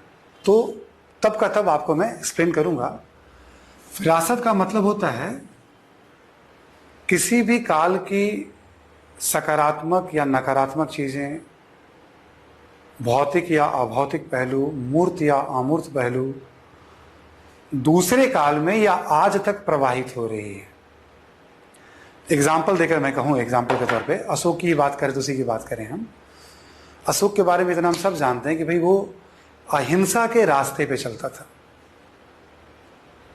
हम ऐसे कहें कि आज भी संविधान के अनुच्छेद आप देखोगे 51 में विदेश नीति के बारे में बताया गया है, और उसमें अलग से बल दिया गया कि हम राष्ट्रों से मित्रतापूर्ण संबंधों के स्थापना पर बल। अशोक भी ये बात कहता था। अशोक की बात करें हम, अशोक को सब जानते हैं अपने प्रजा के कल्याण के कारण। आज के शासक भी प्रजा के कल्याण की बात करते हैं। संविधान में नीति निर्देशक तत्व में साफ साफ कह दिया गया है, राज्य का स्वरूप लोक कल्याणकारी होगा। अशोक ने कब वो बात कही? अशोक प्रजा से बराबर प्रत्यक्ष संपर्क स्थापित करता था। आज के भी हमारे नेता जो हैं प्रजा से बराबर संपर्क अलग अलग, आप देखोगे रेडियो के माध्यम से, टेलीविजन के माध्यम से, अखबारों के माध्यम से, होर्डिंग के माध्यम से, सभाओं के माध्यम से, पार्टी कार्यकर्ताओं के माध्यम से। जस्ट मैं एक बात रख रहा हूं, तो मौर्य काल में अशोक की कौन कौन सी चीजें हैं जो आज भी आपको रेलेवेंट दिखाई पड़ेंगी? ये हो जाएगी अशोक की राजनीतिक विरासत। छोटा सा एग्जांपल में लिया, चूंकि मैं मौर्य की बात कर रहा हूं, तो ऐसे ही हम जब टॉपिक कवर करेंगे तो हर टॉपिक के साथ मैं आपको विरासत बताऊंगा। जैसे प्राचीन काल का 10 टॉपिक है तो 10 का विरासत में बताऊंगा आपको। 10 को एक साथ जमा कर दोगे तो प्राचीन कालीन विरासत हो जाएगी। ऐसा होता है। पर सिलेबस देख के यहां भी आपको समझ में नहीं आएगा, अच्छा इतना बड़ा खेल है इसमें। इसलिए सिलेबस बहुत इंपॉर्टेंट पार्ट होता है। जब भी हम शुरू करें सिलेबस ही पता चल जाता है। जैसे मान लो हमें यहां से मुंबई जाना है तो हमें पता चल जाता है ना कौन कौन से स्टेशन पर ट्रेन रुकने वाली है। तो बस यही है सिलेबस का काम कि कैसे कैसे आप यात्रा पे आगे वो रास्ता बता देगा आपको। ठीक है,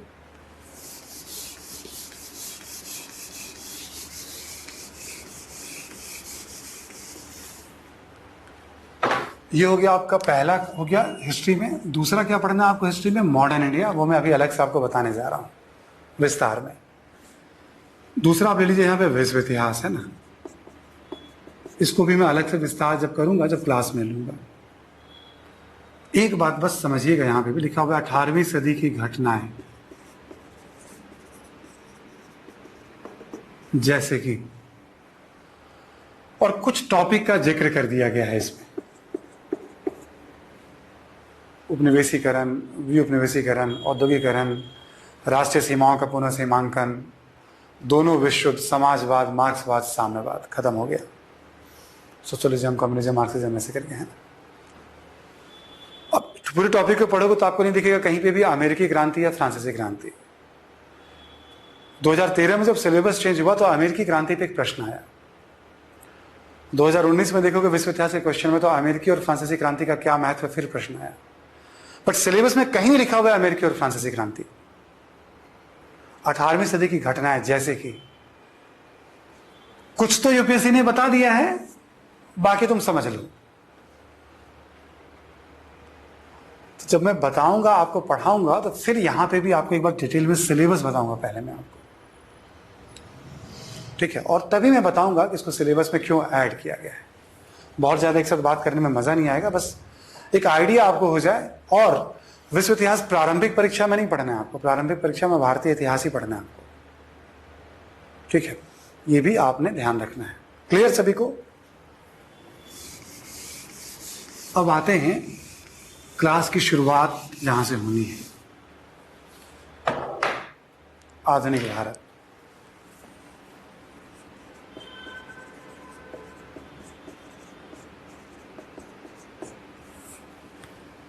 अभी आपने क्या देखा, आधुनिक भारत में पीटी का सिलेबस क्या कहता है कि भारत का इतिहास पढ़ लो, तो पूरा मॉडर्न इंडिया पढ़ लो। क्लियर? और मेंस जब आप देखोगे उसमें क्या लिखा हुआ है मेंस के सिलेबस में? उसमें लिखा हुआ है 18वीं सदी के मध्य से वर्तमान तक। वर्तमान में कहां तक? 2021 तक? पता नहीं। वर्तमान का मतलब तो वर्तमान ही होता है। ठीक है, साफ साफ लिखा हुआ है 18वीं सदी के मध्य से वर्तमान तक, यानी एक खाका बना लो 1750 से 1991 तक। क्या पढ़ना है उसमें? तो महत्वपूर्ण घटनाएं। अब आप समझ लो कौन से महत्वपूर्ण है, नहीं। व्यक्तित्व, जो इंपॉर्टेंट पर्सनालिटी जिसके भी हम बात कर रहे थे अभी हम, है ना, हम लोग, जैसे सुभाष चंद्र बोस, बाल गंगाधर तिलक, और भी बताएंगे आपको। कोई मुद्दे, कोई विवाद का विषय रहा हो, ठीक है। स्वतंत्रता संघर्ष यानी अंग्रेजों को निकालने के लिए जो संघर्ष होगा, महत्वपूर्ण घटनाक्रम, व्यक्तित्व, मुद्दे, देश के अलग अलग हिस्सों का योगदान, खत्म सिलेबस। पीटी में भी ये नहीं बताया गया कौन कौन से टॉपिक पढ़ने हैं, मेंस में भी साफ साफ कह दिया गया साफ पूरा पढ़ लो भाई। पीटी और मेंस का सिलेबस कॉमन है मॉडर्न इंडिया में, इनफैक्ट मेंस में थोड़ा अधिक ही पढ़ना आपको, ठीक है। और एक कह दिया गया आजादी के बाद सुदृढ़ीकरण और एकीकरण पढ़ लो, तो क्लैरिटी नहीं है, ठीक है। आधुनिक भारत, जैसा मैंने अभी आपको बताया, हम पढ़ेंगे, स्टार्ट करने जा रहे हैं हम प्रारंभिक परीक्षा और मुख्य परीक्षा, ठीक है। 3 भागों में बांटकर पढ़ने जा रहे हैं इसको, है ना। 1750 से 1857 का हिस्सा, 1857 से 1947 और 1947 से 1991। कैसे पढ़ेंगे मैं अभी थोड़ा डिटेल में आपको दिखाने जा रहा हूं, ठीक है। और आपने अभी हर एक छोटी छोटी बात का ध्यान रखिएगा कि क्या पीटी और क्या मेंस, अभी कुछ भी नहीं, बहुत एक होता है ना, एकदम फ्री माइंड से बैठिएगा अभी, ठीक है। 3-4 क्लासेस आपको पूरा चीज़ों को पकड़ने में, समझने में लगेगा आपको, ठीक है। आधुनिक भारत में आपको 3 भागों में बताने जा रहा हूं, ठीक है। सिलेबस, तो सिलेबस और क्वेश्चन पेपर क्यों जरूरी आपको समझ में आ रहा है ना। तो चाहे जीएस हो चाहे ऑप्शनल हो, ये सिलेबस आपको बताना है कि किस रास्ते से गुजरना है, और क्वेश्चन पेपर आपको बताता है कि क्या क्या सावधानी रखनी है उस रास्ते से गुजरने में। इतना ही है। हमारे पास थोड़ा अनुभव ज़्यादा है तो हम उसको रखते हैं आपके सामने, बस धीरे धीरे वो अनुभव आपको भी सीखना है, लर्न करना है।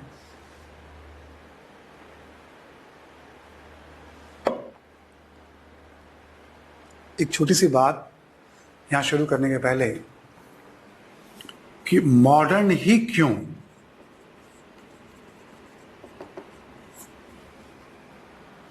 एंशिएंट भी हो सकता है, मेडिवल भी हो सकता है ना। जैसा मैंने आपको बताया कि प्रारंभिक परीक्षा में मॉडर्न इंडिया का एक कंसिस्टेंट महत्व है। 2020 में भी 6-7 प्रश्न पूछे गए। ये अलग बात है कि एंशिएंट से ज़्यादा प्रश्न है का, बट कोई फर्क नहीं पड़ता है। मॉडर्न इंडिया का प्रारंभिक परीक्षा में कंसिस्टेंट महत्व बना हुआ है। मुख्य परीक्षा में कंसिस्टेंट महत्व बना हुआ है। जैसे 2020 में विश्व इतिहास से एक भी प्रश्न नहीं पूछे गए, लेकिन मॉडर्न इंडिया से 2 प्रश्न पूछा गया। हालांकि यह अब तक का न्यूनतम है, लेकिन पूछा गया, वो मिस कभी नहीं होगा। आगे भी ऐसा कितना भी बड़ा बदलाव हो जाए, मॉडर्न से 2 प्रश्न रहने ही रहने। एंशिएंट, मेडिवल और वर्ल्ड तो मुख्य परीक्षा में अभी जस्ट शामिल हुआ है 2013 में। इसके पहले तो 1857 और उससे आगे ही केवल जीएस में पूछे जाते थे। ये भी जस्ट शामिल हुआ है। पहले कभी रहा है विश्व इतिहास 70-60 के दशक में, जब आपके पिताजी, चाचा जी वगैरह एग्जाम दिया करते होंगे, दादाजी वगैरह मतलब ना, और पहले, ठीक है। हमारी भी मतलब जो उस समय के रहे होंगे ना, ठीक है। क्लियर सभी को, कोई दिक्कत नहीं होती 2 भाग के बाद। तीसरा, मॉडर्न, जैसे आप पॉलिटी पढ़ेंगे बहुत जल्दी, आप देखिएगा जल्दी शुरुआत हो जाएगी पॉलिटी की क्लास की, है ना। तो बहुत कुछ पॉलिटी को समझने में मॉडर्न हेल्प करेगा, इकोनॉमी को समझने में हेल्प करेगा, इंटरनेशनल रिलेशन को समझने में हेल्प करेगा मॉडर्न इंडिया। इवन पेपर 4 पढ़ेंगे आप एथिक्स वाले पेपर में, यानी मॉडर्न इंडिया की पैठ कई जगह है, सोसाइटी को पढ़ने में हेल्प करेगा। एंशिएंट मिडिवल का उतना रोल नहीं है जितना मॉडर्न का रोल है, यानी दूसरे विषयों में भी इसकी पैठ है, जबरदस्त वाली पैठ है, कुछ ना कुछ आपको हेल्प करेगा। इसको हम इंटरडिसिप्लिनरी अप्रोच कहते हैं। इसकी बहुत बहुत ज़रूरत होती है यूपीएससी की तैयारी में। वो भी आप धीरे धीरे ग्रूम करेंगे, हमारे साथ साथ समझेंगे। मॉडर्न इंडिया इसलिए भी बहुत महत्व रखता है, किसी भी टॉपिक पर निबंध आ जाए, मॉडर्न इंडिया का संदर्भ आप जब चाहें एक दो पैराग्राफ उसमें लिख सकते हैं आप, किसी भी टॉपिक पर निबंध आ जाए,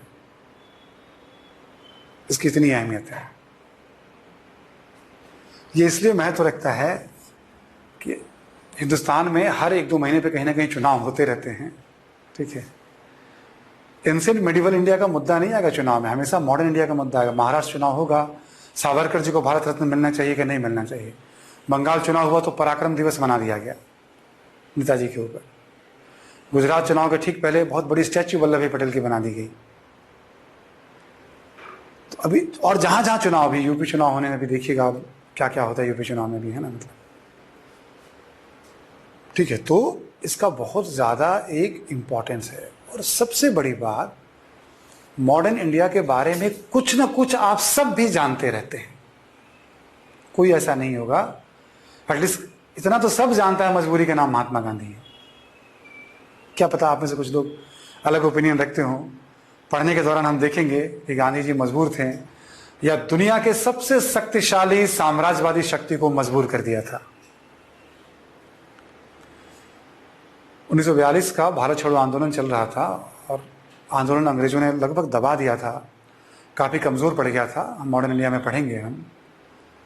जब गांधी जी को लगा आंदोलन काफ़ी कमज़ोर पड़ गया तो गांधी जी उस समय जेल में थे, उन्होंने 21 दिनों का उपवास अनशन किया। ऐसा लगा कि गांधी जी अब नहीं बचेंगे और फिर से एक बार आंदोलन में जान आ गई। फिर से एक बार, उस समय चर्चिल प्रधानमंत्री थे, ब्रिटिश संसद में चर्चिल ने दहाड़ते हुए कहा था कि मरता है तो उसे मरने दो, अब झुकने की जरूरत नहीं है क्योंकि अब हम पूरी दुनिया में जीत रहे हैं द्वितीय विश्व युद्ध में, उसके अंतिम क्रियाक्रम की तैयारी करो। तब चर्चिल को भी यह नहीं पता था कि उसी संसद परिसर में गांधी की प्रतिमा का अनावरण होगा, गांधी जी की प्रतिमा का, और ब्रिटिश सांसदों को कहा जाएगा भाई इनसे शिक्षा लो। तब चर्चिल को भी नहीं पता था, तब किसी को नहीं पता था कि बराक ओबामा के लिए भी सबसे प्रेरक व्यक्तित्व, आदरणीय व्यक्तित्व में गांधी जी होंगे। तब किसी को नहीं पता था दक्षिण अफ्रीका में रंगभेद समाप्त हो जाएगा और नेल्सन मंडेला भी अपने आदर्श के रूप में गांधी को ही लेंगे। गांधी जी कहिएगा, मतलब कभी कभी मैं भूल जाता हूँ बट गांधी जी ही बोलना है, ठीक है, डालनी आपको, है ना। तो एक बहुत जो इम्पैक्ट आज उनकी पूरी दुनिया पे देखा जा रहा है और गांधीयन स्टडी वगैरह पे, है ना, तो वो कहने वाली बात होती है। हम उसको भी समझेंगे हम ऐसा क्यों कहा गया है, हम उसको भी समझेंगे। हर स्टूडेंट कुछ ना कुछ जानता रहता है भगत सिंह के बारे में, या कुछ ना कुछ न्यूज में, अखबारों में, जयंती दिवस वगैरह, तो ठीक है।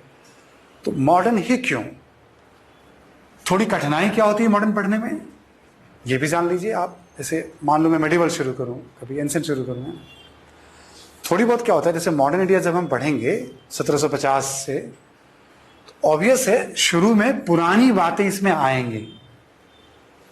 जो जो पुरानी बातें आएंगी शुरू में एक दो दिन तक, वो सब मैं आपको समझाता जाऊंगा, आपको लोड नहीं लेना है। जहां से मैं शुरू कर रहा हूं अभी, मध्यकालीन भारत में वहीं पे लाके एंड भी करूंगा। मुझे ध्यान रहता है, ये स्टूडेंट हमारे भूल जाते हैं बट मुझे याद रहता है कहां से मैंने शुरू किया और कहां मुझे एंड करना है। क्लियर। थोड़ी बहुत आपको चुनौतियां आएंगी, घबराना नहीं उससे, वो मेरा काम है, ठीक है। तो हम लोग अब टॉपिक पे तो धीरे धीरे आ ही गए, हम लोग सिलेबस की जनरल चर्चा कर ली, आधुनिक भारत में आ गए हम। मॉडर्न ही क्यों, थोड़ा हमने बता दिया आपको, ताकि आपको भी एक थोड़ा लगता रहे कि हाँ भाई।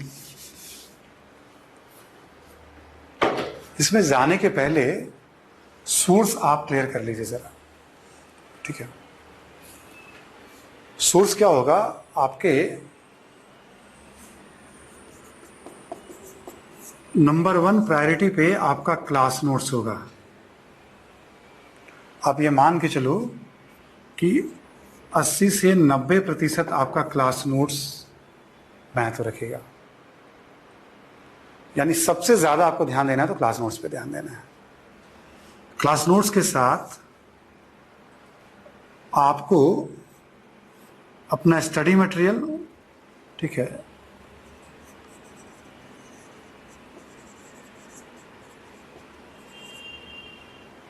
और एक बिपिन चंद्रा की किताब आती है, आधुनिक भारत।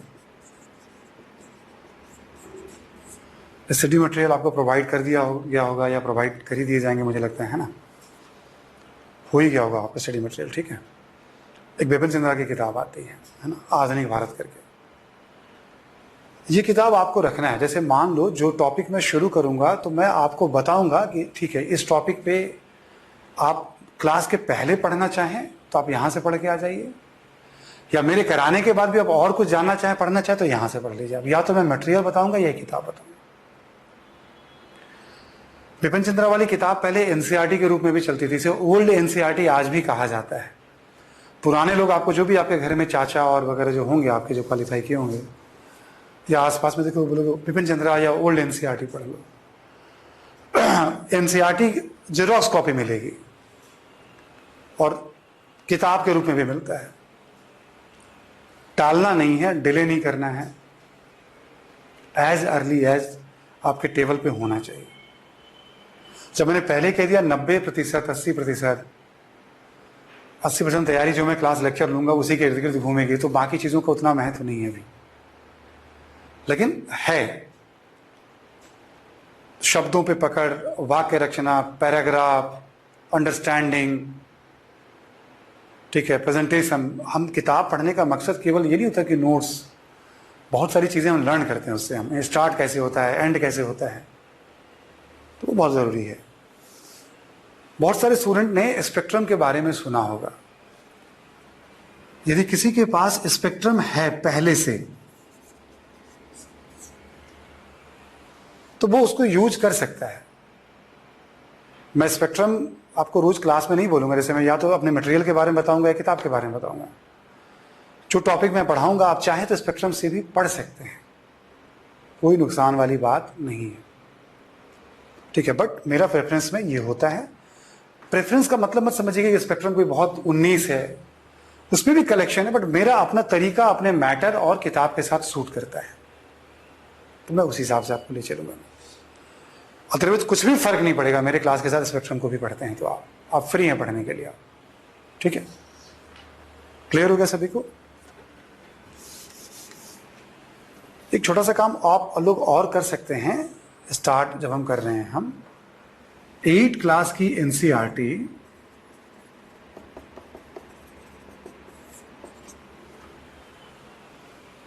ठीक है, 8 क्लास की एनसीईआरटी में आधुनिक भारत की एक पूरी समरी मिल जाएगी आपको। तो आप चाहें, जैसे क्लास की मैं शुरुआत करने जा रहा हूं, तो आप 8वीं वाली एनसीईआरटी आज नहीं तो कल ले करके आप, उसमें कोई नियम नहीं। 8वीं क्लास में आप बच्चों वाली एनसीईआरटी समझो, 8वीं पास हो कि नहीं हो, आप सवाल खुद से पूछ लेना।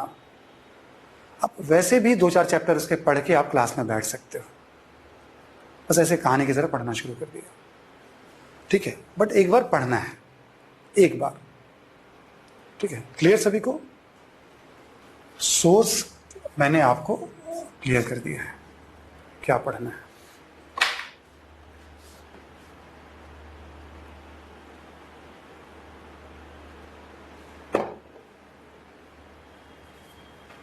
अब हम आते हैं मॉडर्न इंडिया। हम 3 भागों में पढ़ने जा रहे हैं।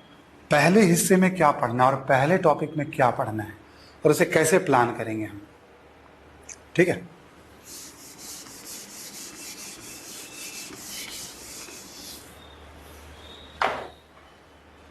जो पहला हिस्सा है हमारा, हमने कहा आपको 1750 से 1857,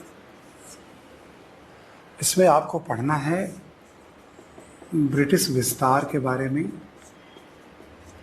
सब का बैकग्राउंड मैं आपको भी बताऊंगा, ठीक है। यानी अंग्रेजों ने हिंदुस्तान को किन किन युद्धों नीतियों के माध्यम से जीता, ये पढ़ना है। ये पहला टॉपिक होगा हमारा। फिर अंग्रेजों की आर्थिक नीति,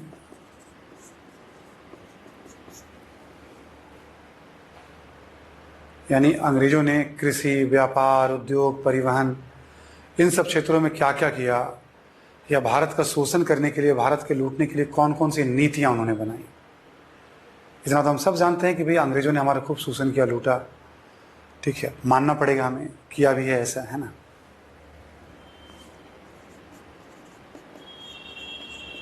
प्रशासनिक ढांचा एवं संवैधानिक विकास।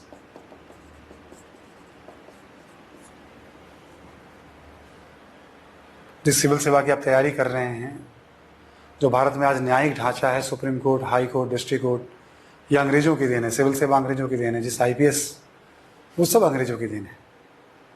जो सेना है उसका सिस्टम भी अंग्रेजों ने बनाया था, है ना। तो ये सब हम इसमें पढ़ेंगे। हम आज जो संविधान हमारा है उस पर ब्रिटिश शासन काल का एक अच्छा खासा प्रभाव है, वो भी हम देखेंगे। फिर हम पढ़ेंगे सामाजिक नीति।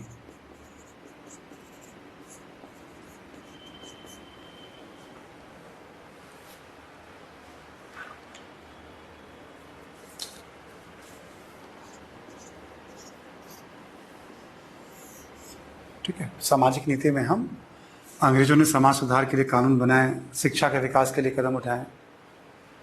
ये चार जो हमने अलग अलग ये बातें आपने बताई हैं, ये सब अंग्रेजों के पॉइंट ऑफ व्यू से शुरुआत करेंगे हम पढ़ना। अंग्रेजों ने भारत में क्या क्या किया, इसको ऐसे समझ लीजिए। कैसे जीता, कैसे लूटा, लूटने के लिए कैसे सिस्टम बनाया, नीतियां बनाई, मतलब आम बोलचाल की भाषा में कहते हैं। ठीक है, ये पढ़ना है हमें। लगभग 100 वर्षों में जीता है अंग्रेजों ने। और जब अंग्रेज हिंदुस्तान को जीत रहे थे तो उस समय हमारा रिस्पॉन्स क्या था, भारत के लोगों का रिस्पॉन्स क्या था। तो हमने नागरिक विद्रोह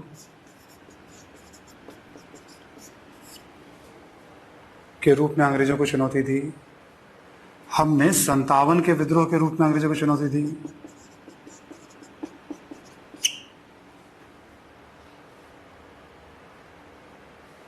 हमने दो तरह से चुनौती दी। जहां जहां अंग्रेजों का कब्जा होता था वहां हम हिंसात्मक तरीके से उनका विरोध करते थे, लेकिन वो शक्तिशाली थे, दबा देते थे। और धीरे धीरे कुछ पढ़े लिखे लोगों का अब इमरजेंस होना शुरू हुआ। उनको रियलाइज हुआ कि भाई हम अंग्रेजों को ऐसे निकाल नहीं सकते, हिंदुस्तान में बहुत बदलाव की जरूरत है, जिसे हम सामाजिक धार्मिक सुधार आंदोलन के रूप में पढ़ते हैं।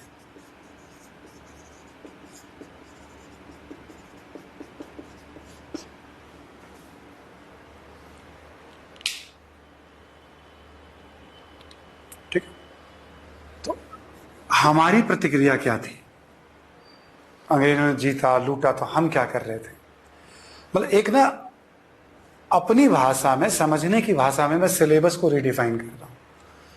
अभी इस टॉपिक के भीतर भी बहुत सारे टॉपिक हैं। जैसे हमने कहा ना कि भारत का इतिहास पढ़ना हो हमें, या सिलेबस ठीक से क्लियर है कि हमें पढ़ना क्या है। फिर पढ़ने की बात आती है कि पढ़ें कैसे, नोट्स मेकिंग, फिर याद कैसे रखें, फिर लिखे कैसे, फिर एग्जाम याद भी रह जाता और लिख लेंगे तो एग्जाम क्यों नहीं होगा हमारा। इतना ही सिंपल है। बस पढ़ना, बहुत सारे विषय हैं आपको, डिफिकल्टीज यही है इसमें। और सब कोई पढ़ता ही है तभी तो बनता है, आप भी बनेंगे। क्लियर हो गया पहला पार्ट? दो बात आपको एडवांस में मैं बता दूं, ये जितने भी टॉपिक हैं इसको मैं कहता हूं थीम बेस्ड स्टडी। जैसे एक साथ मैं विस्तार पढ़ाऊंगा आपको, एक साथ इकोनॉमिक पॉलिसीज पढ़ाऊंगा, एक साथ रिवोल्ट पढ़ाऊंगा, रिफॉर्म मूवमेंट पढ़ाऊंगा। सारे टॉपिक रिफॉर्म मूवमेंट में आपको विवेकानंद, दयानंद सरस्वती, राममोहन राय, इन सब के बारे में पढ़ना है आपको। ये सब थीम है। और जब हम पढ़ेंगे तो 57 से आगे का भी इसमें जिक्र होगा, ऐसा नहीं कि यही जिक्र होगा। दो बातें ध्यान रखनी, हम 47 तक भी कई टॉपिक को लेकर के आएंगे, बट मोटे तौर पे पहला 100 साल ही मायने रखता है इसमें, इन सारे टॉपिक्स में। इसको छोड़ दें हम तो सारे टॉपिक में पहला 100 साल ही ज्यादा मायने, सब अंग्रेजों का बेस बन गया था उसमें। ऐसे ही बता दिया आपको कि कल लगे ना कि भाई 57 था, 57 से आगे भी कुछ चर्चा हो जा रही कभी, है ना। तो आप एक तरह के टॉपिक, एक तरह के पैटर्न की बात करेंगे हम। एक हो गया आपका।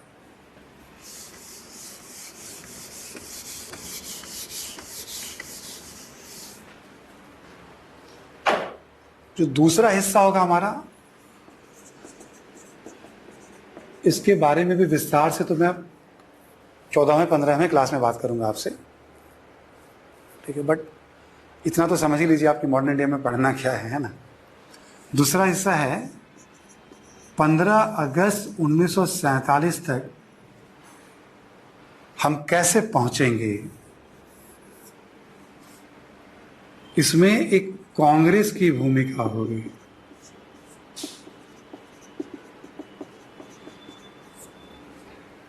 ठीक है। और कांग्रेस में भी नरम दलीय चरण है, गरम दलीय चरण है और गांधीवादी फेज है। बहुत सारे टॉपिक इसमें आएंगे, बहुत इंपॉर्टेंट पार्ट है एग्जाम का ये,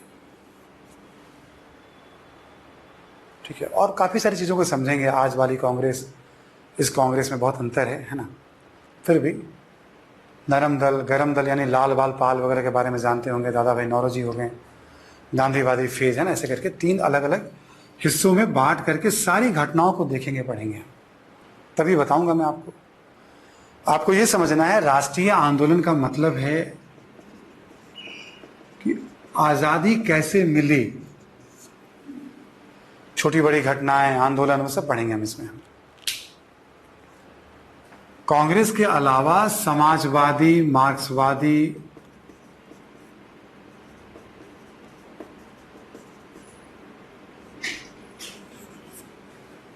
लोहिया, जयप्रकाश नारायण, इन सब की बड़ी भूमिका है। इनके बारे में पढ़ेंगे। करीब 2-2.5 घंटे के आसपास क्लास इस पे चलेगी, समाजवादी मार्क्सवादियों पे, है ना। ऐसे ही क्रांतिकारियों के बारे में पढ़ेंगे हम।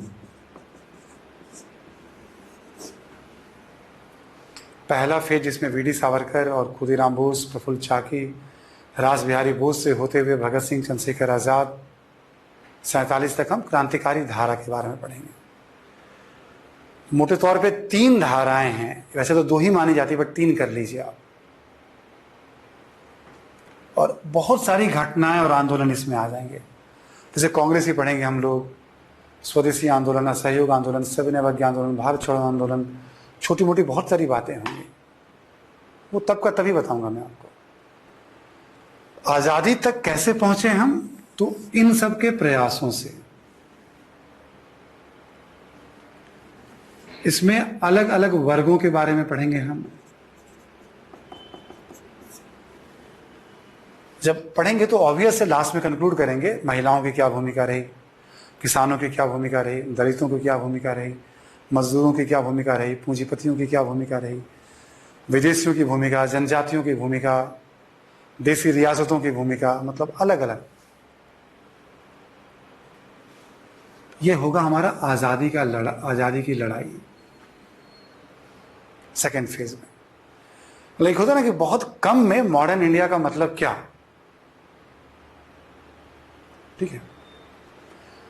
अच्छा, हम जब अंग्रेजों को निकालने के लिए जागरूक होकर के प्रयास करेंगे तो वो हाथ पर हाथ रख के तो बैठेंगे नहीं कहेंगे। इस अवधि में अंग्रेजों की नीति क्या थी?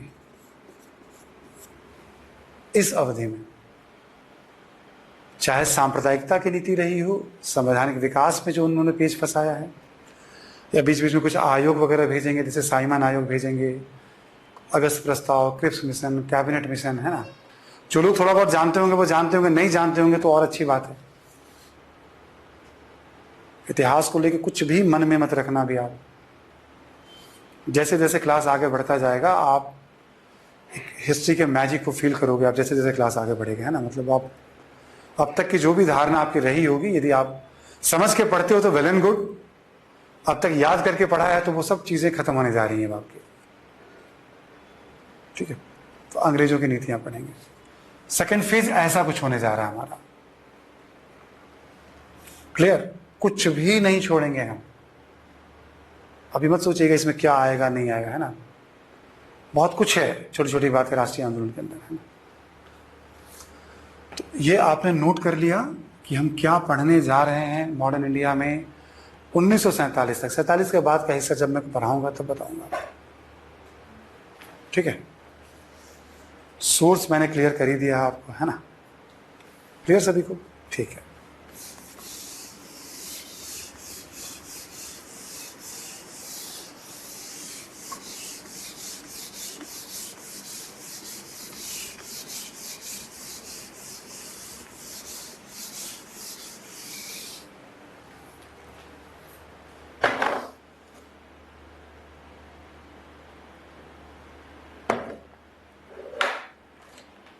एक दो छोटी मोटी बातें और, जैसे इतिहास की शुरुआत हुई है। अब इतिहास क्या है, इसकी परिभाषा या बोलचाल की उसमें कभी घर परिवार में कोई पूछ ले आपसे, है ना, कौन सी क्लास शुरू हुई है भाई, तो आपसे पूछा इतिहास बताओ क्या है ना। तो कम से कम इतना तो पता होना चाहिए कि आप अतीत का वैज्ञानिक तरीके से हम अध्ययन करते हैं। ये अभी अध्ययन करेंगे तो पता चल जाएगा आपको कैसे हम अध्ययन करें। अतीत पास्ट पढ़ते हैं, स्टडी ऑफ पास्ट है। पीछे की सारी घटनाएं इतिहास का हिस्सा नहीं होती हैं, वो सब कभी आगे चर्चा हो जाएगी। तो इतिहास क्या है ध्यान रखिएगा, अतीत का अध्ययन है कम से कम, है ना। तो भाई मेरी भी थोड़ी बहुत प्रतिष्ठा है ना, कि आपसे कोई पूछ ले कम से कम इतना तो बताओ। कोई भी इतिहास की किताब उठा के देखो, उसमें क्या है, पुरानी बातें हैं। कालक्रम में, अतीत का अध्ययन कालक्रम में होता है। एक काल, फिर दूसरा, फिर तीसरा। क्या होता है किताबों में, फिर निरंतरता और परिवर्तन। अगले काल में क्या नई बात आ गई, उससे अगले काल में क्या नई बात आ गई, यही इतिहास की परिभाषा होती है। इतिहास में जो काल विभाजन होता है 3 भागों में किया जाता है, प्राचीन, मध्य और आधुनिक। आधुनिक काल का जो सेंस होता है वो आधुनिक विचारों के स्तर पे होता है, जैसे लोकतंत्र, राष्ट्रवाद, समानता, स्वतंत्रता, तर्क बुद्धिवाद, मानववाद।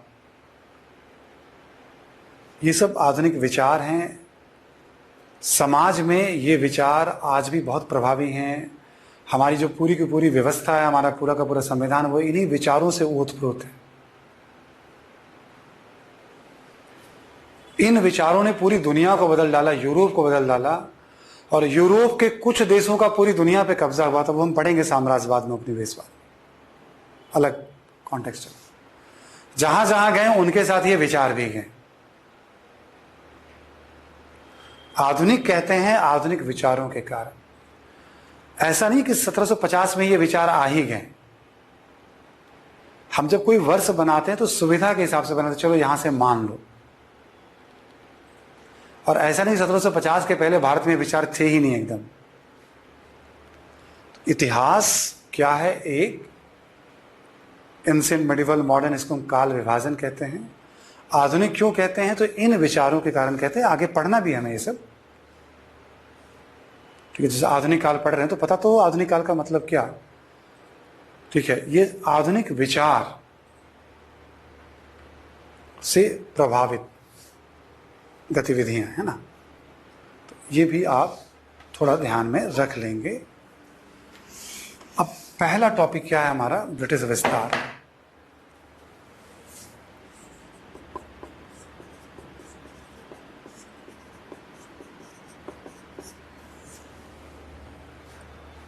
इसमें क्या पढ़ना है आपको, 1700 मोटे तौर पे मान लीजिए आप 46 से लेकर 1856 तक, लगभग आप समझ लीजिए 110 वर्षों तक अंग्रेजों ने हिंदुस्तान, आज जो हिंदुस्तान, पाकिस्तान और बांग्लादेश है, तीनों को मिलाकर, ठीक है। और इसके करीब 65% भूभाग पे अंग्रेजों ने प्रत्यक्ष शासन किया, भारत, पाकिस्तान और बांग्लादेश। और 35% भूभाग पे यहाँ राजा, राज परिवार या रियासतों का शासन रहा। वो सब भी अंग्रेजों की अधीनता मानते थे। तो इन 110 वर्षों में अंग्रेजों ने हिंदुस्तान को कैसे जीता, उसके लिए आपको एक क्या क्या पढ़ना पड़ेगा। 18वीं सदी में भारतीय राज्य एवं राजनीतिक दशा, 18वीं सदी में भारतीय राज्य एवं राजनीतिक दशा, ठीक है। इससे पहले थोड़ा सा मैं आपको बैकग्राउंड के रूप में बताऊंगा कि अंग्रेज भारत पहुंचे कैसे थे। यूरोपियन के बारे में थोड़ा सा एक परिचय दूंगा मैं आपको, यूरोप के बारे में क्या क्या बदलाव आ रहा था, 10-5 मिनट, ठीक है। ये अंग्रेजों को भारत लाएंगे तभी तो भारत जितवाएंगे भी ना उनसे हम। पहले तो लाना पड़ेगा उन्हें, भारत क्यों आए वो, है ना, पहले इसको समझेंगे हम। कौन कौन से भारतीय राज्य थे। इसी में क्या होगा, आपको मध्यकाल की बहुत सारी बातें इसमें, जैसे मुगल काल और छोटी मोटी बातें आएंगी, तो वो सब आराम से हो जाएगा, उसके लिए कोई इशू नहीं है। इसके बाद हम कर्नाटक युद्ध पढ़ेंगे। हम 3 युद्ध हुए थे कर्नाटक में, है ना, उसके बारे में पढ़ेंगे हम, ठीक है। फिर हम बंगाल विजय पढ़ेंगे। हम बंगाल विजय में हमें पलासी की लड़ाई जो 1757 में हुआ था, बक्सर का युद्ध 1764 में, और द्वैध शासन, यानी फिर एक खाका में खींच दे रहा हूं कि इस टॉपिक के अंदर आपको क्या पढ़ना है, उसके बाद इसी क्रम में पढ़ना है। और जैसे जैसे हम पढ़ते जाएंगे, पकड़ बनाते जाएंगे, ऑब्जेक्टिव सब्जेक्टिव कैसे ऑब्जेक्टिव में यूज करेंगे, कैसे सब्जेक्टिव में यूज करेंगे, बस उसके बाद वो कहानी है। बंगाल विजय के बाद अंग्रेजों ने जब भारत को जीतना शुरू किया, तो अंग्रेजों ने यहां गवर्नर प्रशासन की देखरेख के लिए, तो 3 गवर्नर बहुत पॉपुलर हैं, भारत को जीतने में उनकी बहुत चर्चा होती है, जिसमें क्लाइव है। बंगाल के ठीक बाद हम क्लाइव की बात कर लेंगे। उसके बाद हम अंग्रेजों और मैसूर के बीच में युद्ध की बात करेंगे। हम 4 युद्ध हुए हैं, और जब इसकी बात करेंगे, यहीं पे हम टीपू सुल्तान की बात करेंगे आपसे।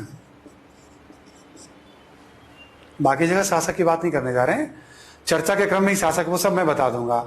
हर टॉपिक को एक बार पहले समझाऊंगा, फिर समझाऊंगा, लिखाऊंगा, दोनों काम चलेगा। हर टॉपिक को पहले एक बार समझाऊंगा, यानी आप पढ़ के नहीं भी आओगे तब भी कोई बात नहीं है, लेकिन बात बस इतनी है, लगन पे प्रश्न उठ जाता है, ठीक है। तो मैं रीडिंग हैबिट चाहता हूं ताकि वर्ड पावर आपका, लिखने की कला आपकी है ना, वो सब भी वो अपने आप होता चला जाता है।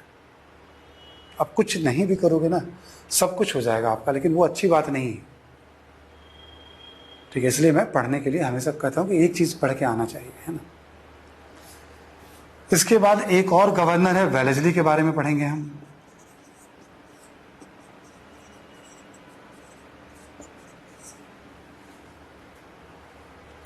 उसके बाद आंग्ल मराठा युद्ध, 3 युद्धों के बारे में पढ़ेंगे हम।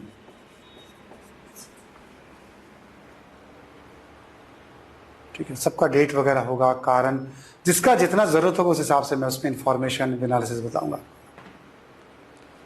इसके बाद उत्तर पश्चिम भारत में अभियान,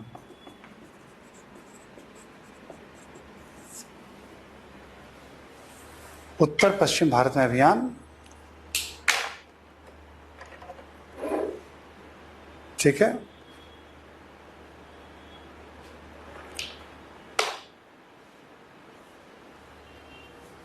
इसमें हमें क्या क्या पढ़ना होगा, एक अफगानिस्तान के बारे में, दूसरा सिंध के बारे में, तीसरा पंजाब के बारे में, पंजाब यानी पाकिस्तान का एक बड़ा इलाका। इसको पढ़ने के बाद एक और गवर्नर है डलहौजी के बारे में हम पढ़ेंगे।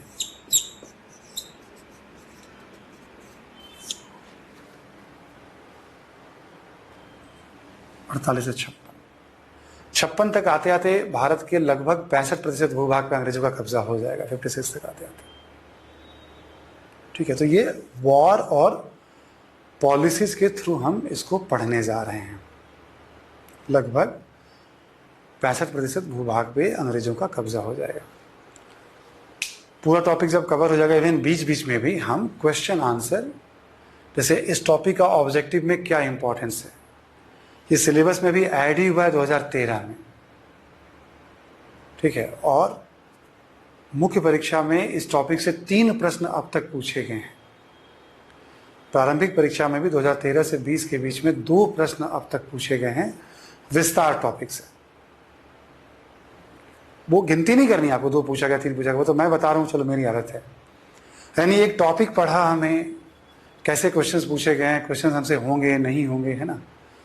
हर टॉपिक के साथ जब क्लासेस आगे चलेंगी तो रोज आपको अभ्यास के लिए दिया जाएगा, आपको बताया ही गया होगा, है ना, सोना मैम के द्वारा कि भाई आपको अभ्यास के बारे में, और ठीक है उस पर प्रैक्टिस करोगे, फीडबैक आपको मिलेगा, है ना, जो राइटिंग वाली बात कह रहे थे आपसे। ठीक है, नोट कर लिया आप सभी लोगों ने?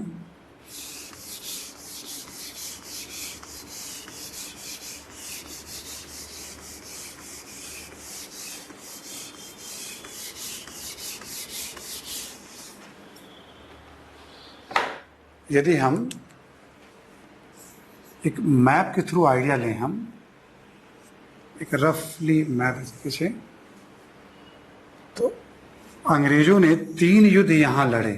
कर्नाटक का युद्ध,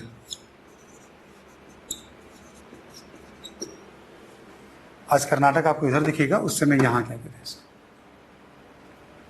ये आपका बंगाल वाला इलाका हो जाएगा, पलासी, बक्सर, द्वैत शासन। उस समय ये मैसूर कहलाता था। 4 युद्ध हम यहां देखेंगे। ये इलाका मराठों का था, ये सिंध,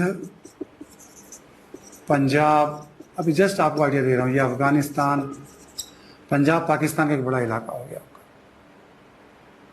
ठीक है, तो ऐसे करके अंग्रेजों ने यहां, फिर ये वाला इलाका, फिर ये इलाका, फिर ये इलाका, फिर ये ऐसे करके अंग्रेजों ने हिंदुस्तान को लगभग 100 वर्षों में जीत लिया।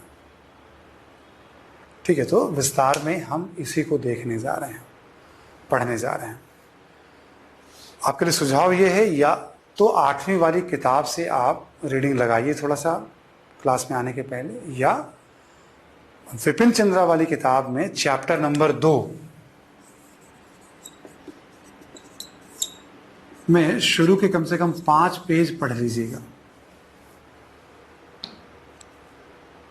जो कल वाली क्लास होगी उसमें हम चैप्टर नंबर 2 में 5 पेज की आपसे हम बात करेंगे हम। ठीक है, तो एक तरह से बैकग्राउंड, मतलब जो आज की चर्चा को हम समअप कर लेते हैं एक बार हम लोग, है ना, कि हमने क्या क्या बात की है। कि सबसे पहले क्लास में हमने बताया आपको कुछ सामान्य कि 3 स्तर के एग्जाम में सबसे महत्वपूर्ण स्तर आपकी नज़र में कौन सा है, कभी भूलिएगा मत। Mains, mains, mains. जिस दिन आप कॉन्फिडेंटली राइटिंग करने लगेंगे सभी टॉपिक पे, सिलेक्शन आपको उसी साल मिलेगा, चाहे वो 2022 हो, चाहे 2023 हो, चाहे 2024 हो। मैं इससे ज़्यादा बढ़ा नहीं रहा हूँ। आप बोलेंगे सर, है ना, विदाउट राइटिंग कोई स्कोप नहीं है। ठीक है, कोई संकोच नहीं राइटिंग में। रोज आपको, जैसे कल से आपको एक क्वेश्चन मिलने शुरू हो जाएंगे, है ना, कोई संकोच नहीं, कि हम गलतियों को करने के लिए यहाँ बैठे हुए सीखने के लिए। एक भी दिन मौका हाथ से जाने मत दीजिएगा। दूसरा, थोड़ा ये पता रहना चाहिए कि पेपर वगैरह में क्या क्या पूछे, कैसे जाते हैं, मतलब आंख बंद करके नहीं। आप में से बहुत सारे लोग अवेयर होंगे, बट बहुत सारे बिगिनर्स जो होते हैं, इसलिए आज कम से कम ऑनलाइन बैठ करके मेंस का 4 पेपर लास्ट ईयर का 2020 का और पीटी का दोनों पेपर जरूर आज से कल तक में क्लास के पहले पढ़िएगा, देखिएगा। आपको आइडिया तो रहना चाहिए ना क्या पढ़ने जा रहे हैं हम।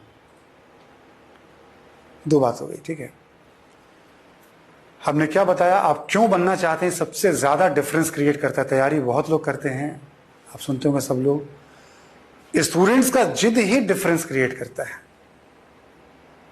तो आपके ऊपर निर्भर करता है, और आपका आत्मविश्वास बहुत मायने रखता है इसमें।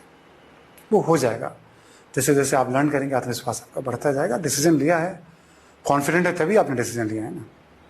चौथी बात बताई, एक कॉपी अलग से जरूर रखिएगा जिसमें कोई सुझाव वगैरह लिख पाए। आप बहुत सारे सुझाव आएंगे अभी, जरूर उसको नोट करिएगा अलग से। बाकी मॉडर्न की कॉपी बना लीजिएगा अपना, प्लेन कॉपी होनी चाहिए।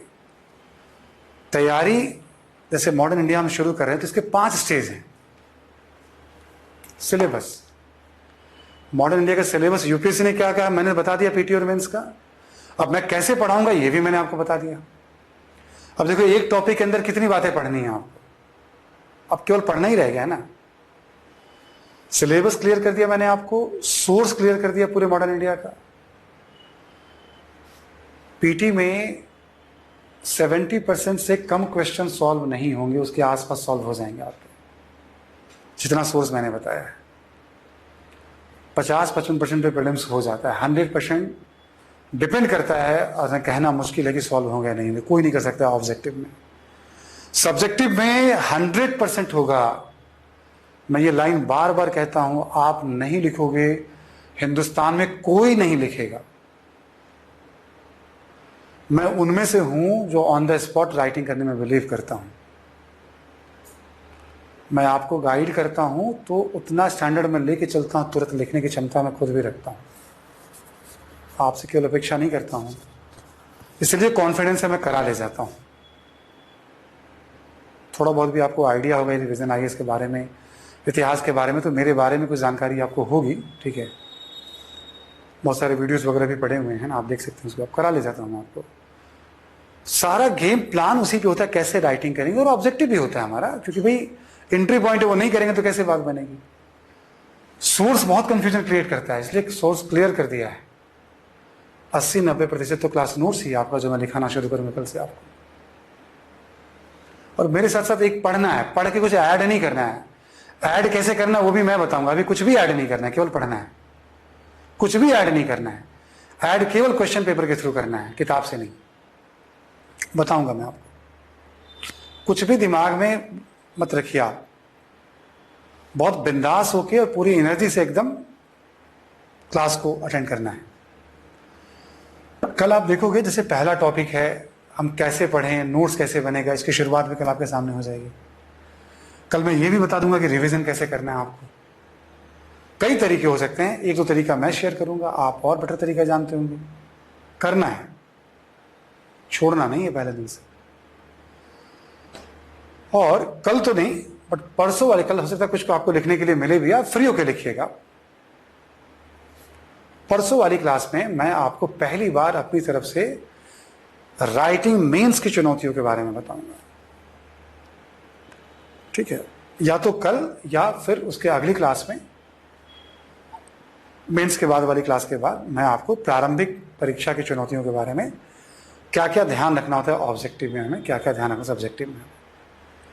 तो हमने क्या कहा, एक कैसे हमें बढ़ना है स्टेप बाय स्टेप, ठीक है। तो ये जो बातें लिखी हमने, उसी पे मैं अमल भी करूंगा। और अब अपनी पूरी तैयारी को, चाहे वैकल्पिक विषय हो, चाहे जीएस का कोई भी पेपर हो, हर टीचर का अपना वे है, स्मार्ट वे है, सब आपको बेस्ट तरीके से डिलीवर करेंगे। आप देखिएगा इस चश्मे से, सिलेबस समझ में आया या नहीं, सोर्स क्लियर हो रहा है कि नहीं, आपको ये हो रहे हैं कि नहीं हो रहे हैं, रिवीजन कैसे करोगे तो क्लियर हो जाएगा मेरे साथ साथ। प्रैक्टिस हो रही है कि नहीं, प्रैक्टिस तो होनी है। हम तो गर्दन दबा के प्रैक्टिस करा लेंगे आपसे, ठीक है ना। तो ये आज की चर्चा है, आज इसको हम लोग समाप्त करते हैं। आज पहली मुलाकात है ना। और पूरी संस्था की तरफ से और मैं अपनी तरफ से भी आपको खूब सारी शुभकामनाएं देता हूं कि आप आगे बढ़िए। और हम लोग पूरे हार्ट से एफर्ट लगाएंगे। प्रोफेशनल होने का मतलब ये नहीं होता है कि हम केवल, प्रोफेशनल होने का पहला मतलब होता है जो आप हमसे अपेक्षा रखते हैं उसको हम पूरा करें। तो हम पूरे हार्ट से एफर्ट लगाएंगे, परिवर्तन आपको दिखेगा। बस आप ध्यान रखना है, थोड़ा 3-4 दिन पेशेंस रखना है, ठीक है। Thank you very much. और कल का कुछ होमवर्क हमने दिया है, देखते हैं आप में से कितने लोग कल होमवर्क करते हैं। क्वेश्चन पेपर देखना, सिलेबस पढ़ना, पहले टॉपिक को पढ़ने के लिए हमने कहा है, ठीक है। लेट्स सी क्या क्या आप करते हैं कल आप, ठीक है। Thank you and see you.